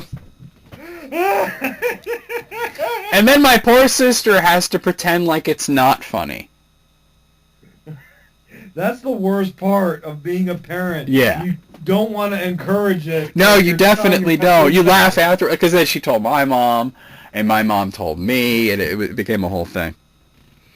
And now I've told everybody. Number 17, our aunt teaches kindergarten. Often kids are exposed to swearing and profanity at a young age. One time she asked her students to sit crisscross applesauce, and one kid wasn't paying attention. His friend next to him whispered, "Hey, crisscross applesauce, motherfucker." Needless to say, my aunt couldn't contain her laughter and had to leave the room for a minute. Oh, that's great. "Hey, crisscross applesauce, motherfucker." That's great. I love it. Number 18. There were 3 kids that were friends, but ones who, in a high school fashion, enjoyed ribbing on one of the friends as often as possible. The bell rings, the ribbed-on one goes to the table first, but has his hood up on his hoodie. Not sure why, I've never understood it, but I feel like it restricts my vision. Regardless, there he is, sitting at a table with his hood up. The 2 friends come in through the door and see him. I think they had this planned for a while, because what's next was a shared look as 2 students jumping into action. They walk across the room to the table. One pokes ribbed-on one from behind in the side and then begins to tickle him. Ribbed-on one leans forward in response and tries to swat the hands away. The other friend comes from the side closest to me and takes the strings of his hood and yanks them, completely closing the hood. While ribbed-on one is still being tickled by the first guy, the second one ties the string to a leg of the table that they sat at. So ribbed-on one is flailing his arms around wildly while trapped in the hood of his hoodie and tied face down to the table. It was over in less than 10 seconds. It was amazing. Probably one of the most beautiful things I've ever seen. Well, at least they were tickling and not like beating on the kid, you know? Yeah. Number 19. I'm in the front of the classroom talking about stoichiometry and balancing reactions. Out of the corner of my eye, I see 2 girls talking to each other and not paying attention to me. The rest of the class was, though, so I didn't want to pause the class just to get their attention. I sort of ignore them for the duration of the lecture and keep observing them out of the corner of my eye, waiting for them to look over at me. One girl shows the other girl her palms like they're about to give each other a double high five, while the other was visibly nodding her head in agreement. The second girl then begins to cup her own boobs, and then the first girl says something like, "Wow, you're right," and she moves her hands to the other girl's chest. Whoa, alright, continue on next page. Yes, please. Yes. I gotta know how the fuck this ends. This is weird as shit. At this point, I finally catch their eyes and I mouth the words, "What the fuck," to them. They immediately sit up straight and they pay attention for the rest of the lesson. During individual study time, I go up to the 2 of them and was about to tell them how inappropriate their actions were, especially when surrounded by teenage boys who'd get a raging boner from, well, anything. As I'm walking up to them, they take a look at me, look down at my hands, and then begin to freak out saying, "Oh my God," repeatedly. With no advance warning, they then grab my hands and do the whole hand-size comparison thing. I'm a lanky 6.5-foot tall man with pretty large features. I can palm a basketball. They then began explaining how they were talking about how big their hands or boyfriend's hands had to be to fully cover their boobs. Not wanting to hear more, I start shaking my head incredulously, "What the fuck," and begin walking away. The last remark to me was, "You can get any girl you want with those hands, Mr. Bitchin." It took a ton of willpower not to turn around and smirk. Whew. That is fucked out. I gotta vape after that one. At least we know why they were doing that. Like, what the fuck? Number 20. That's how most pornos begin. I mean, I was teaching English to a class of primary school kids. I was teaching them plurals by showing them a slideshow of cartoon monsters.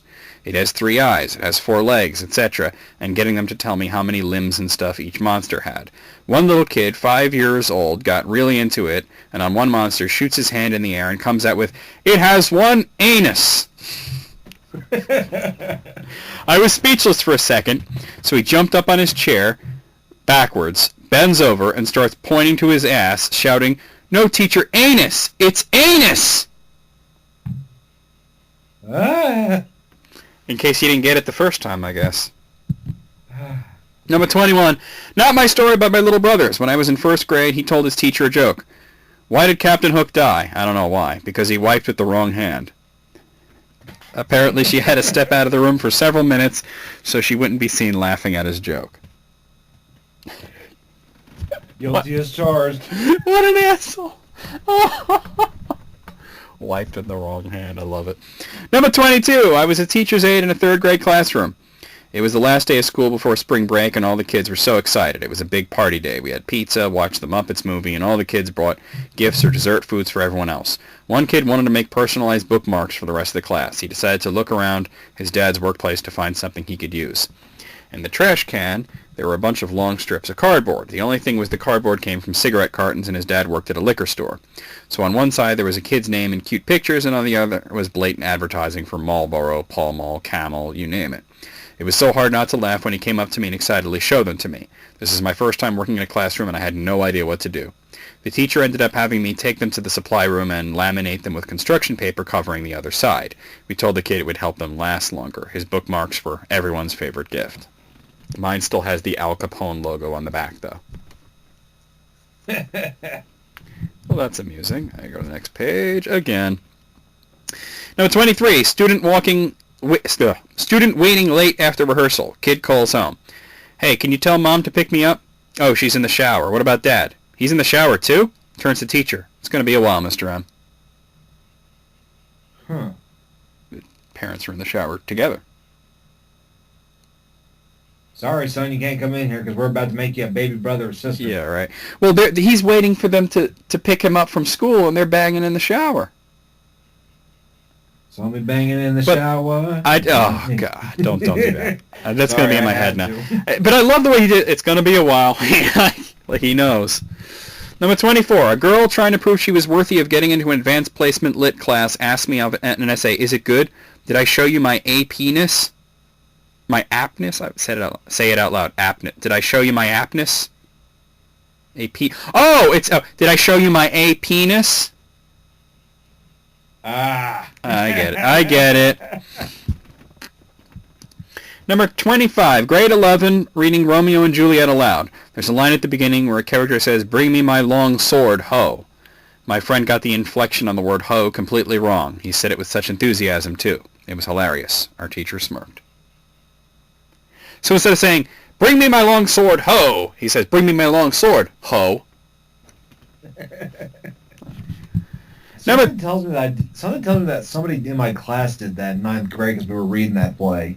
I mean, that's a pretty obvious thing. I think everybody who reads Romeo and Juliet is going to put that in there, you know? I mean, hell, it's every high school teaches it. Yeah, pretty much, yeah. That does it. Number 26, I had a student who had extreme test anxiety. Every time we were to take a test, he would throw up.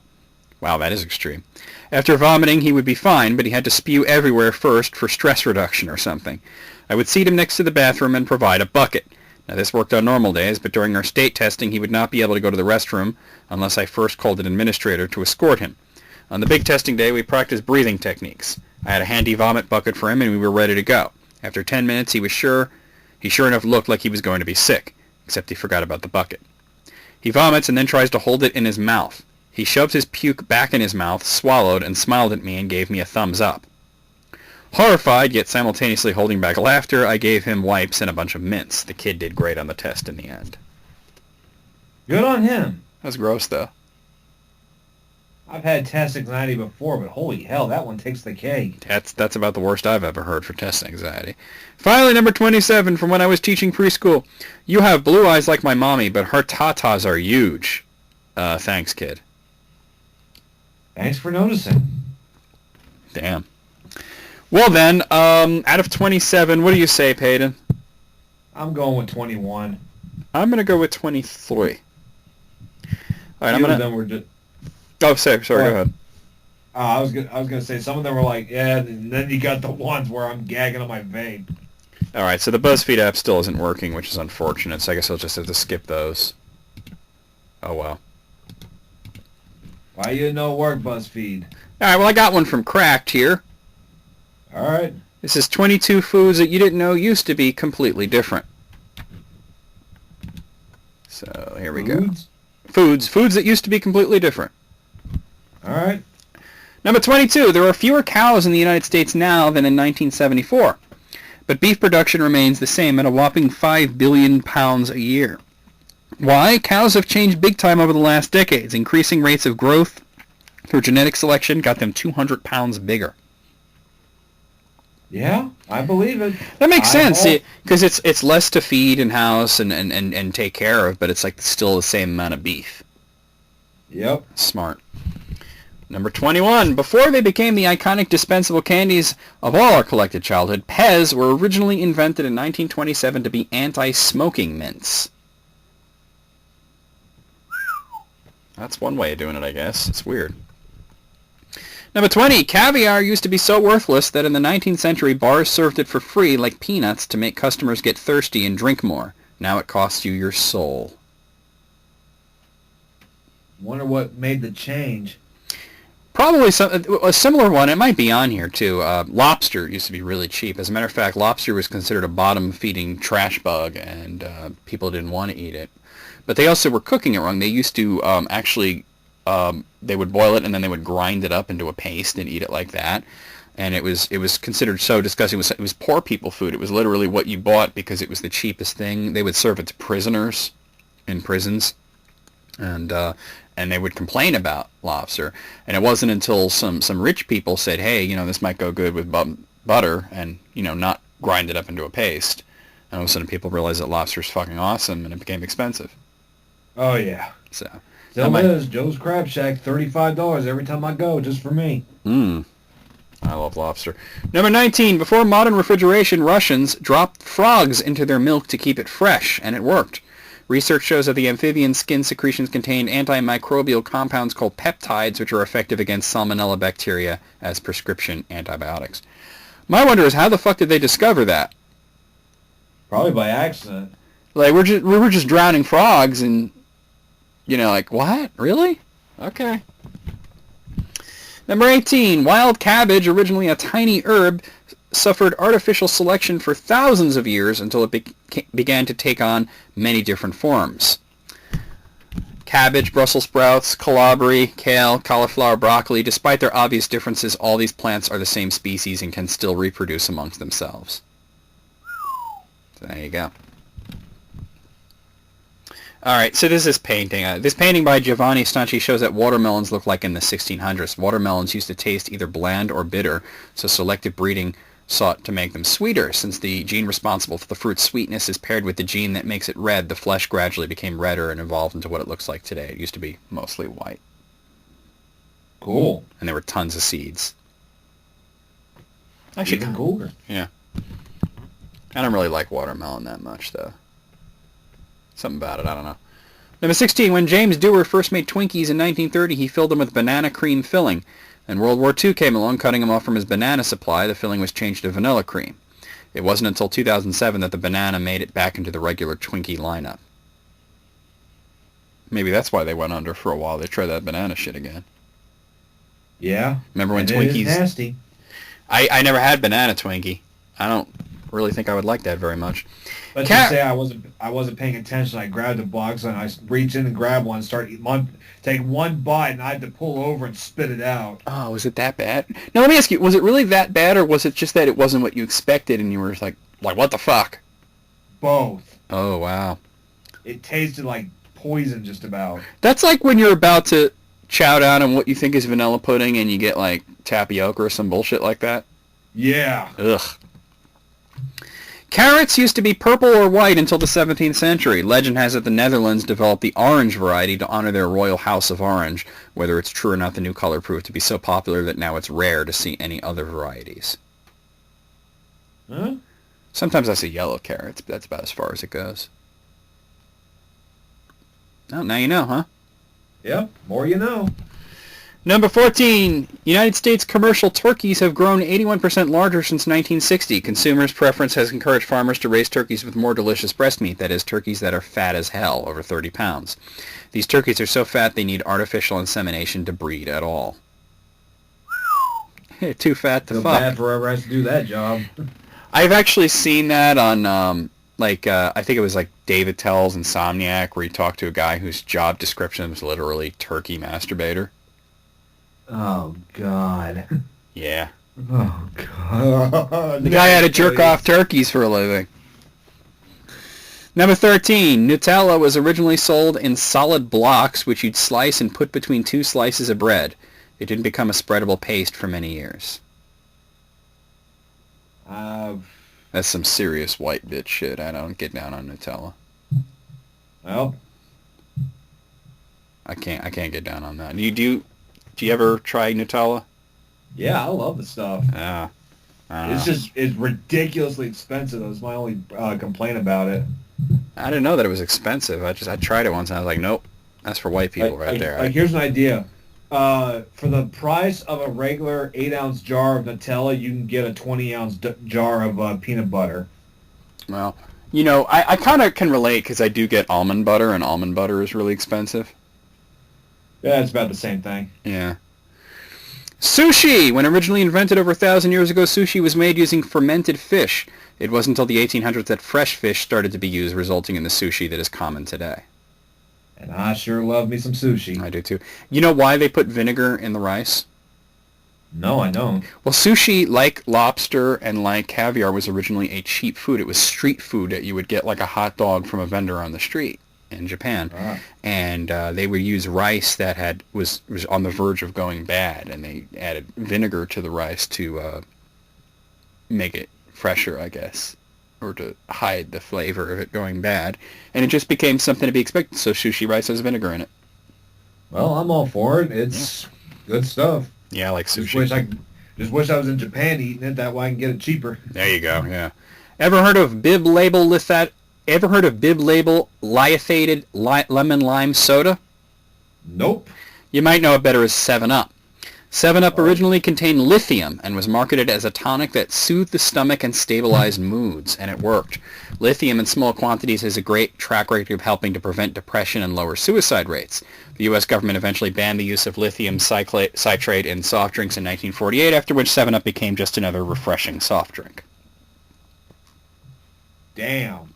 It's funny because my friend Andrew, you might know him, he's in Kazarth as well, and he does these movie nights every Friday, almost every Friday, and we watched 2 movies this week, and what we do is we all go to a stream, and he live streams the movie, and we have like a little chat room where we talk about it. Hey, I got a buddy who does the same thing. He did that a month ago with Pixels. Ugh, I wouldn't want to watch that though. But but anyway, Tanya went and saw Pixels. She said it was awful. I was more interested in the chat room.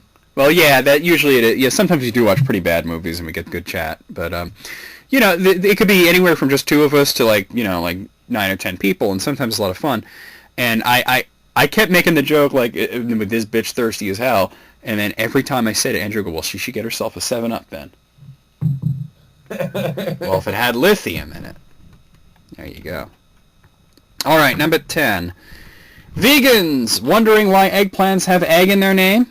Well, for the least obvious reasons, during the 1600s, eggplants were small and resembled eggs.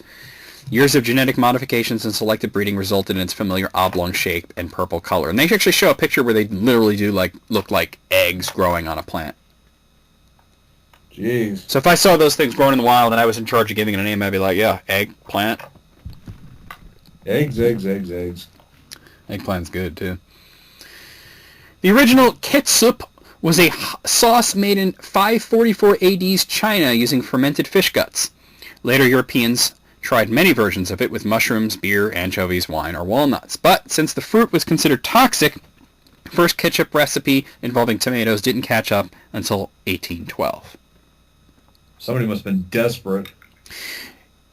For some reason, nobody knows quite why, but it used to be a widely held belief that tomatoes were a deadly poison, even though there's nothing about them that's poisonous. As a matter of fact, someone tried to assassinate George Washington by putting a tomato in his soup, which I'm assuming only made it delicious.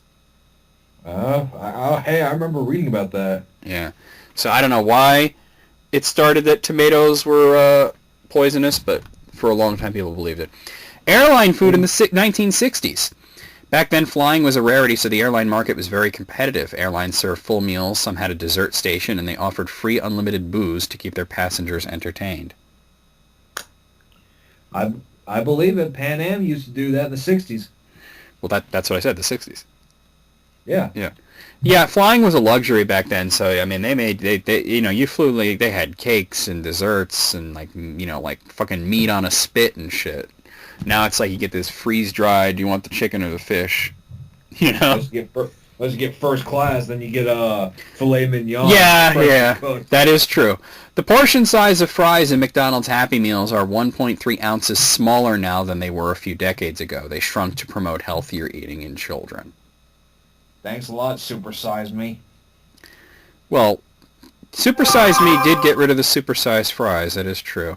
And that was a shame because sometimes I would go to McDonald's and just get the supersized fries, nothing else.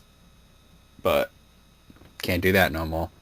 Yeah, now I got to spend extra money ordering 2 mediums because that's the same size as a supersize. Although recently, and recently I mean like the last 10 years or so, I don't really eat the fries at McDonald's. I usually don't get them, so it's weird. There's no food that's more American than apple pie, but the apple pie known and loved today is very different to the apple pie of George Washington's day. Instead of sweet, delicious patriotism, apple pies are made with unsweetened apples and encased in an inedible shell. Thankfully, the pie underwent a revolution, too. Sounds more like a lunch. Sounds like something you carry in your lunch pail other than a dessert pastry. That's probably what it was, though. You're probably exactly right. It probably was something you carried in your lunch pail. It probably wasn't considered a dessert back then. Right. All right, number 5. Chocolate wasn't always sweet and solid. The history of chocolate goes back at least 2,000 years, and back then it was a bitter drink. Chocolate, as we know it, didn't exist until the late 19th century. Oh, there you go. Weird. I like my chocolate on the bitter side, so I would totally try that. I can't have dark chocolate. Oh, dark chocolate's the best chocolate. Love it. Yeah, I mean, it's more healthy, but... I just like it more. Like I said, I like it more on the bitter side. Number 4, Trix cereal no longer has the colors green or blue. They stopped using artificial colors in recent years and couldn't find any natural ingredients for green and blue that looked or tasted right, so those colors were dropped. And that sucks. I remember there being some contest where they were like, make the next Trix berry or whatever like that. So they made mixed berry, which was blue on the outside and red in the middle. That's interesting. And they don't taste like sugar, though. They don't taste like anything. They just taste like sugar to me. Yeah. That's basically all it is hard candy sugar. Number 3, undercover spies, at least in movies, pop cyanide pills when exposed. Wild or prehistoric almonds would have been equally effective. Earlier on, consuming even small quantities of almonds could have been lethal due to their cyanide content. These almonds were domesticated into non-toxic almonds of today by interbreeding the sweetest varieties. This was a rather remarkable feat, as those tasting the crops faced the risk of being killed from just a dozen. Heroes, every last one of them. I would be dead so many times over, because I eat a lot of fucking almonds. Can't say I really like almonds. Well, when you're trying to lose weight and you need a handful of protein, that's the go-to, you know? What about cashew nuts? They're good too, but they don't taste as good as almonds. Huh. Number 2, the nutrient value of fruits and vegetables is declining. A 1999 study showed that compared nutritional data of garden crops between 1950 and 1999 revealed that 6 essential nutrients found in fruits and vegetables, protein, calcium, phosphorus, iron, riboflavin, and ascorbic acid, declined by 6 to 38%. It is believed to be due to modern agricultural practices that sacrifice nutrient value for faster yields. It's ironic. People are eating healthier, so they want more fruits and vegetables, so there's more demand. They have to do it faster, so they become less good for you. Huh. Makes sense. That's a dilly of a pickle, huh? Number 1. Today's Swiss cheese has fewer holes than it did a few decades ago. The reason is that modern dairies have improved to the point that they've become too clean. This has prevented microscopic hay particles necessary for hole formation to mix with the milk, resulting in fewer cheese holes. I never did get the point of Swiss cheese holes. I always thought that was just something that happened because that's how they made it. It is just a result of how they make it. So apparently, how I remember when I was a kid though that Swiss cheese would be full of holes, and some of them would be quite big, and now it's there'll be 1 or 2 holes in each slice. Because I get Swiss cheese all the time. Yeah, and I love me some Swiss cheese, too. I used to hate it when I was a kid, but now as an adult, I'm like, yeah, bring on the Swiss. All right, out of 22, I'm gonna say 22. I'll go with 22, too. 22-2? 22-2. Derp. Okay, let's see. Okay, so I have one that, hopefully this isn't going to be depressing. But it's from Rate My Job. It's divorce lawyers share their biggest plot twist stories concerning clients. This was submitted by my friend Andrew. Oh, boy. He was laughing his ass off at this, and he pasted 1 or 2 of these to me. And I was like, give me the list so I could do it on List Critics. That was yesterday. With a bunch of that's the intro. I don't need to read that. Okay. I had a couple... Okay, so plot twists in divorce proceedings. I had a couple arguing for 3 hours over who got the kids on Christmas Day, only to discover at the end that they were both Jewish. I had another woman who said that her husband drained $60,000 from their community bank account to pay for a sex change operation that he never told her that he was planning to do. Jeez. Maybe that was the guy that screamed out during sex that he wanted to be a woman. Or the one with the cat. Oh, I hope not. God. I'm doing it. Thanks a lot. Yeah, but that didn't even make logical sense. When is it supposed to? When something with a cat comes up. I had a case where the estranged wife was calling my client's employer repeatedly, accusing him of theft and other white-collar crimes to try to get my client fired. The thing is, the children were with her, and she was also demanding child support, which is based on his income, for the job from which she was trying to get him fired. Fortunately, the employer was onto her BS, and my client wasn't let go. Good on them, then. My dad says he won the custody hearing because my mom got to keep me. What? Savage! The mother got the kids, so the father's like, I won. Oh! Savage! That's terrible. Alright. In the 80s, my uncle was working as a news photographer and met and married a news anchor, of which he would go on to have 2 children with. After leaving the news business, he decided to start a video editing business with his wife. That went extremely well for a while, and they were making money hand over fist. He would be asked to shoot and then edit. She would work in the middle as the middle woman for his clients and as a bookkeeper. Eventually, she would turn out to be a secret substance abuser and adulterer, and their marriage ended in divorce. At this point, my uncle was making a couple $100,000 a year with their business. She decided to sue him for alimony because she helped him build his business. Her demands were ridiculous, something like 75% of the business for the next so many years. My uncle's lawyer was afraid she was going to win because she had played such a big role in building the biz. Fast forward to court day, her lawyer stands in front of the judge and lists off what she wants in the divorce. Once he's finished, it's my uncle's turn. He blindsides her and offers to give her 100% of the business. The judge said, and both lawyers are confused and ask him if he is sure. Without him shooting and editing, there is no business. So basically, she would be left with a hell of a lot less than she was asking for, X amount of profits. The judge reasoned that his offer was fair and that she could take it or leave it. She was pissed. Her lawyer was pissed, and she ended up getting nothing. Now that's smart. That's like some, like, fucking, Mr. Smith Goes to Washington bullshit right there. Yeah. Had a guy who funneled... Sorry, go ahead. You look at my production company, Lunatic Ninja. It's non-profit. Yeah, so there you go. Go ahead. Yeah, take it, right? Had a guy who funneled money over to his girlfriend thinking he was slick, hiding it from his wife. Girlfriend broke up with him and kept it. Ouch. This is a true story and it happened in New Jersey. Guy getting a divorce becomes suspicious and insanely jealous that his separated wife is having an affair. He secretly follows her to a bar and waits outside in his car. She comes out many hours later in the dark and follows another car to a house. Husband follows her, staying back, and parks down the block. He gets out, sees the house her car is parked at, and goes around the backyard. He's sneaking around looking in windows and finally opens a sliding glass door and enters the house. His wife and the guy she is with hear him moving around, lock the bedroom door, and call 911. He starts pounding on the bedroom door and shouting at his wife. Then the cops kick in the front door. The cops get everyone downstairs to sort this out.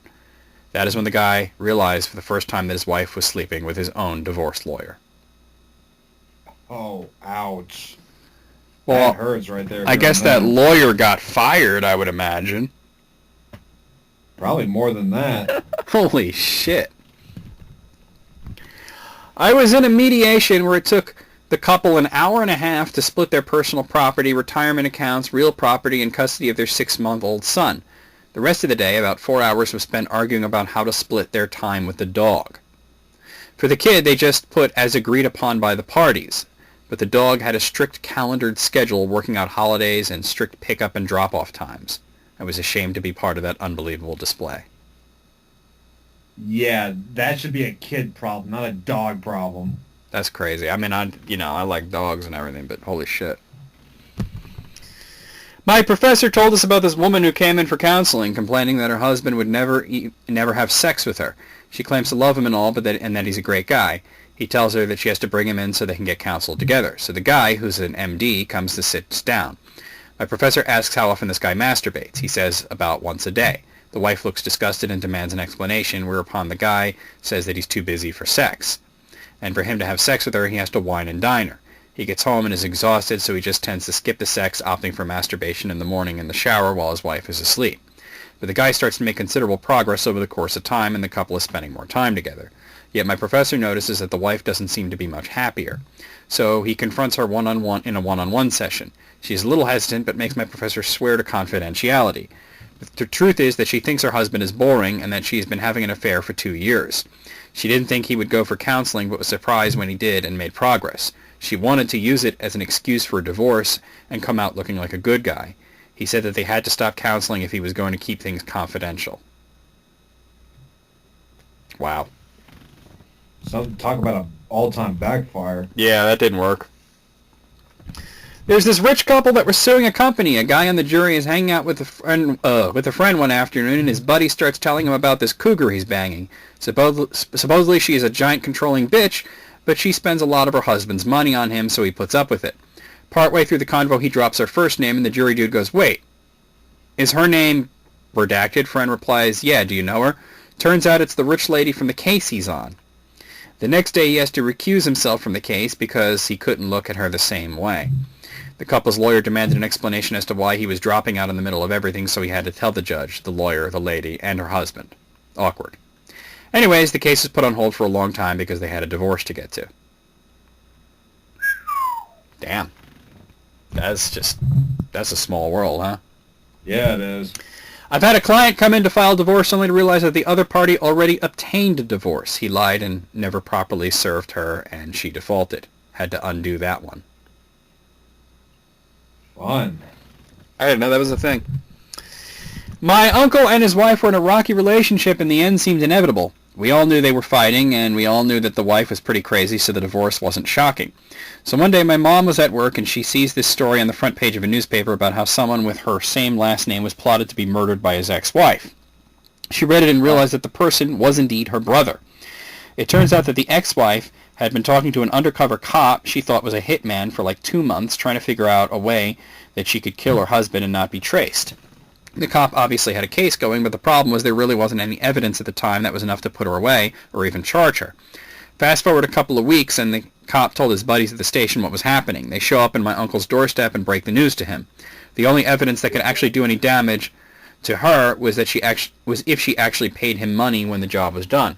What they ended up doing was taking my uncle out into a field, putting makeup on him, making him look like he was murdered and photographed.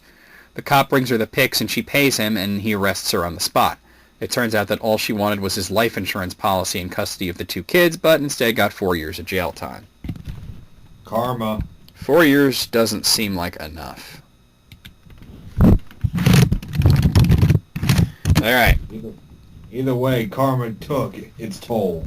Yeah. We had a divorce case where the husband and wife were first cousins. Whoa.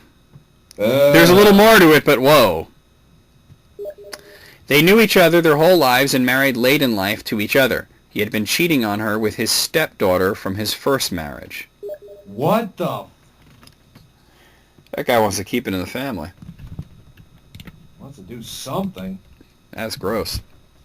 I worked in divorce law for a bit more than a year, and then got the fuck out. Some highlights of what I've seen. Guy cheats on his wife with his wife's best friend. Wife steals $6 million from his bank account and disappears.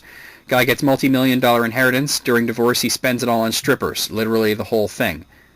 Couple has over $5 million in assets. Spends over 3 years getting divorced. Couple has liquidated retirement and sold the house. Still not divorced.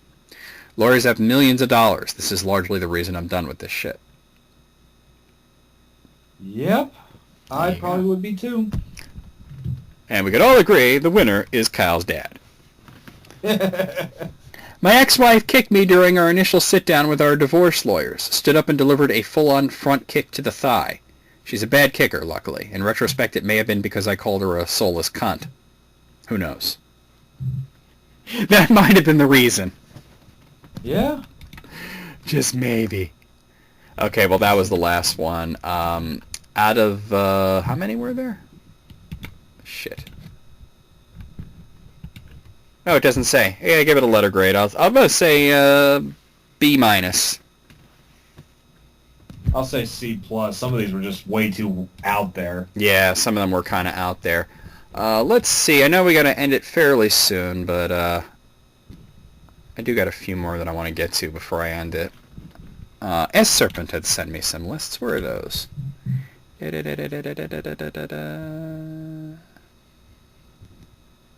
we are. Oh, and he says, like the new co-host, so there you go.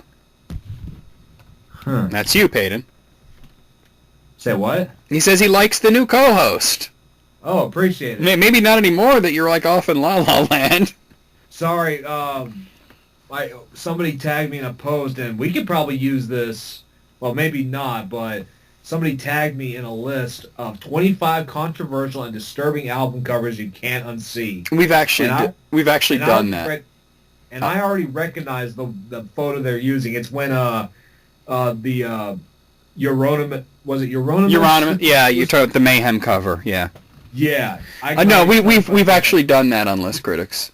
Oh, okay. We've done that list. I recognize it just from the title. All right, well, S Serpent 21 has sent me his 10 least favorite levels in video games. Oh, I'm listening. So I'm assuming these are games he likes, but that he doesn't like the level.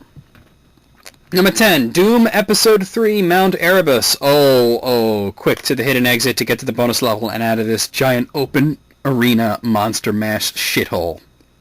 Yeah, I know what he's talking about. You know what's funny is for the longest time, I had no idea how to beat that level. I only knew how to get to the secret exit.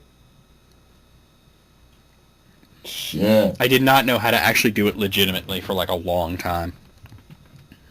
Number 9, Super Mario World Valley Ghost House. All the ghost houses suck, but that mystery exit here with the coin bridge or flying up to the platform while crouched to fill in the gap, fuck that shit. I thought that was normal to me. If you're flying up while crouched to get to the gap, then you're doing it wrong. Actually, he's doing what Taskers do. Yeah, he's doing like the fancy shit. You're supposed to make the coins go up with the P-switch so it creates the blocks. Number 8. Yeah, I actually know which one he's talking about. Yep. Number 8, Mega Man 2, Dr. Wily Castle Part 4, The Hidden Pitfalls, energy mining from hard-to-get-to or tough enemies, the security sensor boss. It's an ordeal that never gets easier no matter how many times I've beaten through this. I gotta agree that security sensor boss is bullshit. Like, I like Mega Man 2 a whole lot, but that part sucks. I don't remember it too much. With the wall, you have to use the crash bombs, but you... yeah, that boss. That's bullshit, right? I still remember what the Ultimate Gamer 07 was saying in my comments when I did that. He said, okay, he's 1 foot in the grave. Yeah. 2 feet in the grave. He just buried himself. Yep. And then he ended it with this guy just set himself on fire. He just wants to end it. Terrible part of that game. Number 7, Grand Theft Auto 4. I need your clothes, your boots, and your motorcycle. Grand Theft Auto 4 is a great game, but don't plan on riding a motorcycle unless you want to do a 45-mile-per-hour cartwheel face first off the bike if you so much as graze anything. Guess what? You got to chase after someone on a motorcycle. Fuck. I don't know. Get good. Yeah. Number 6, L.A. Noire, The Quarter Moon Murders. Running around town, running around some more, running around, backtracking. Ugh. What a way to wrap up one of the best parts of the whole game. Yep. I didn't play L.A. Noire, so I don't know that part. Number 5, BioShock Farmer's Market. That part was awesome. What are you talking about, S-Serpent? I have no idea.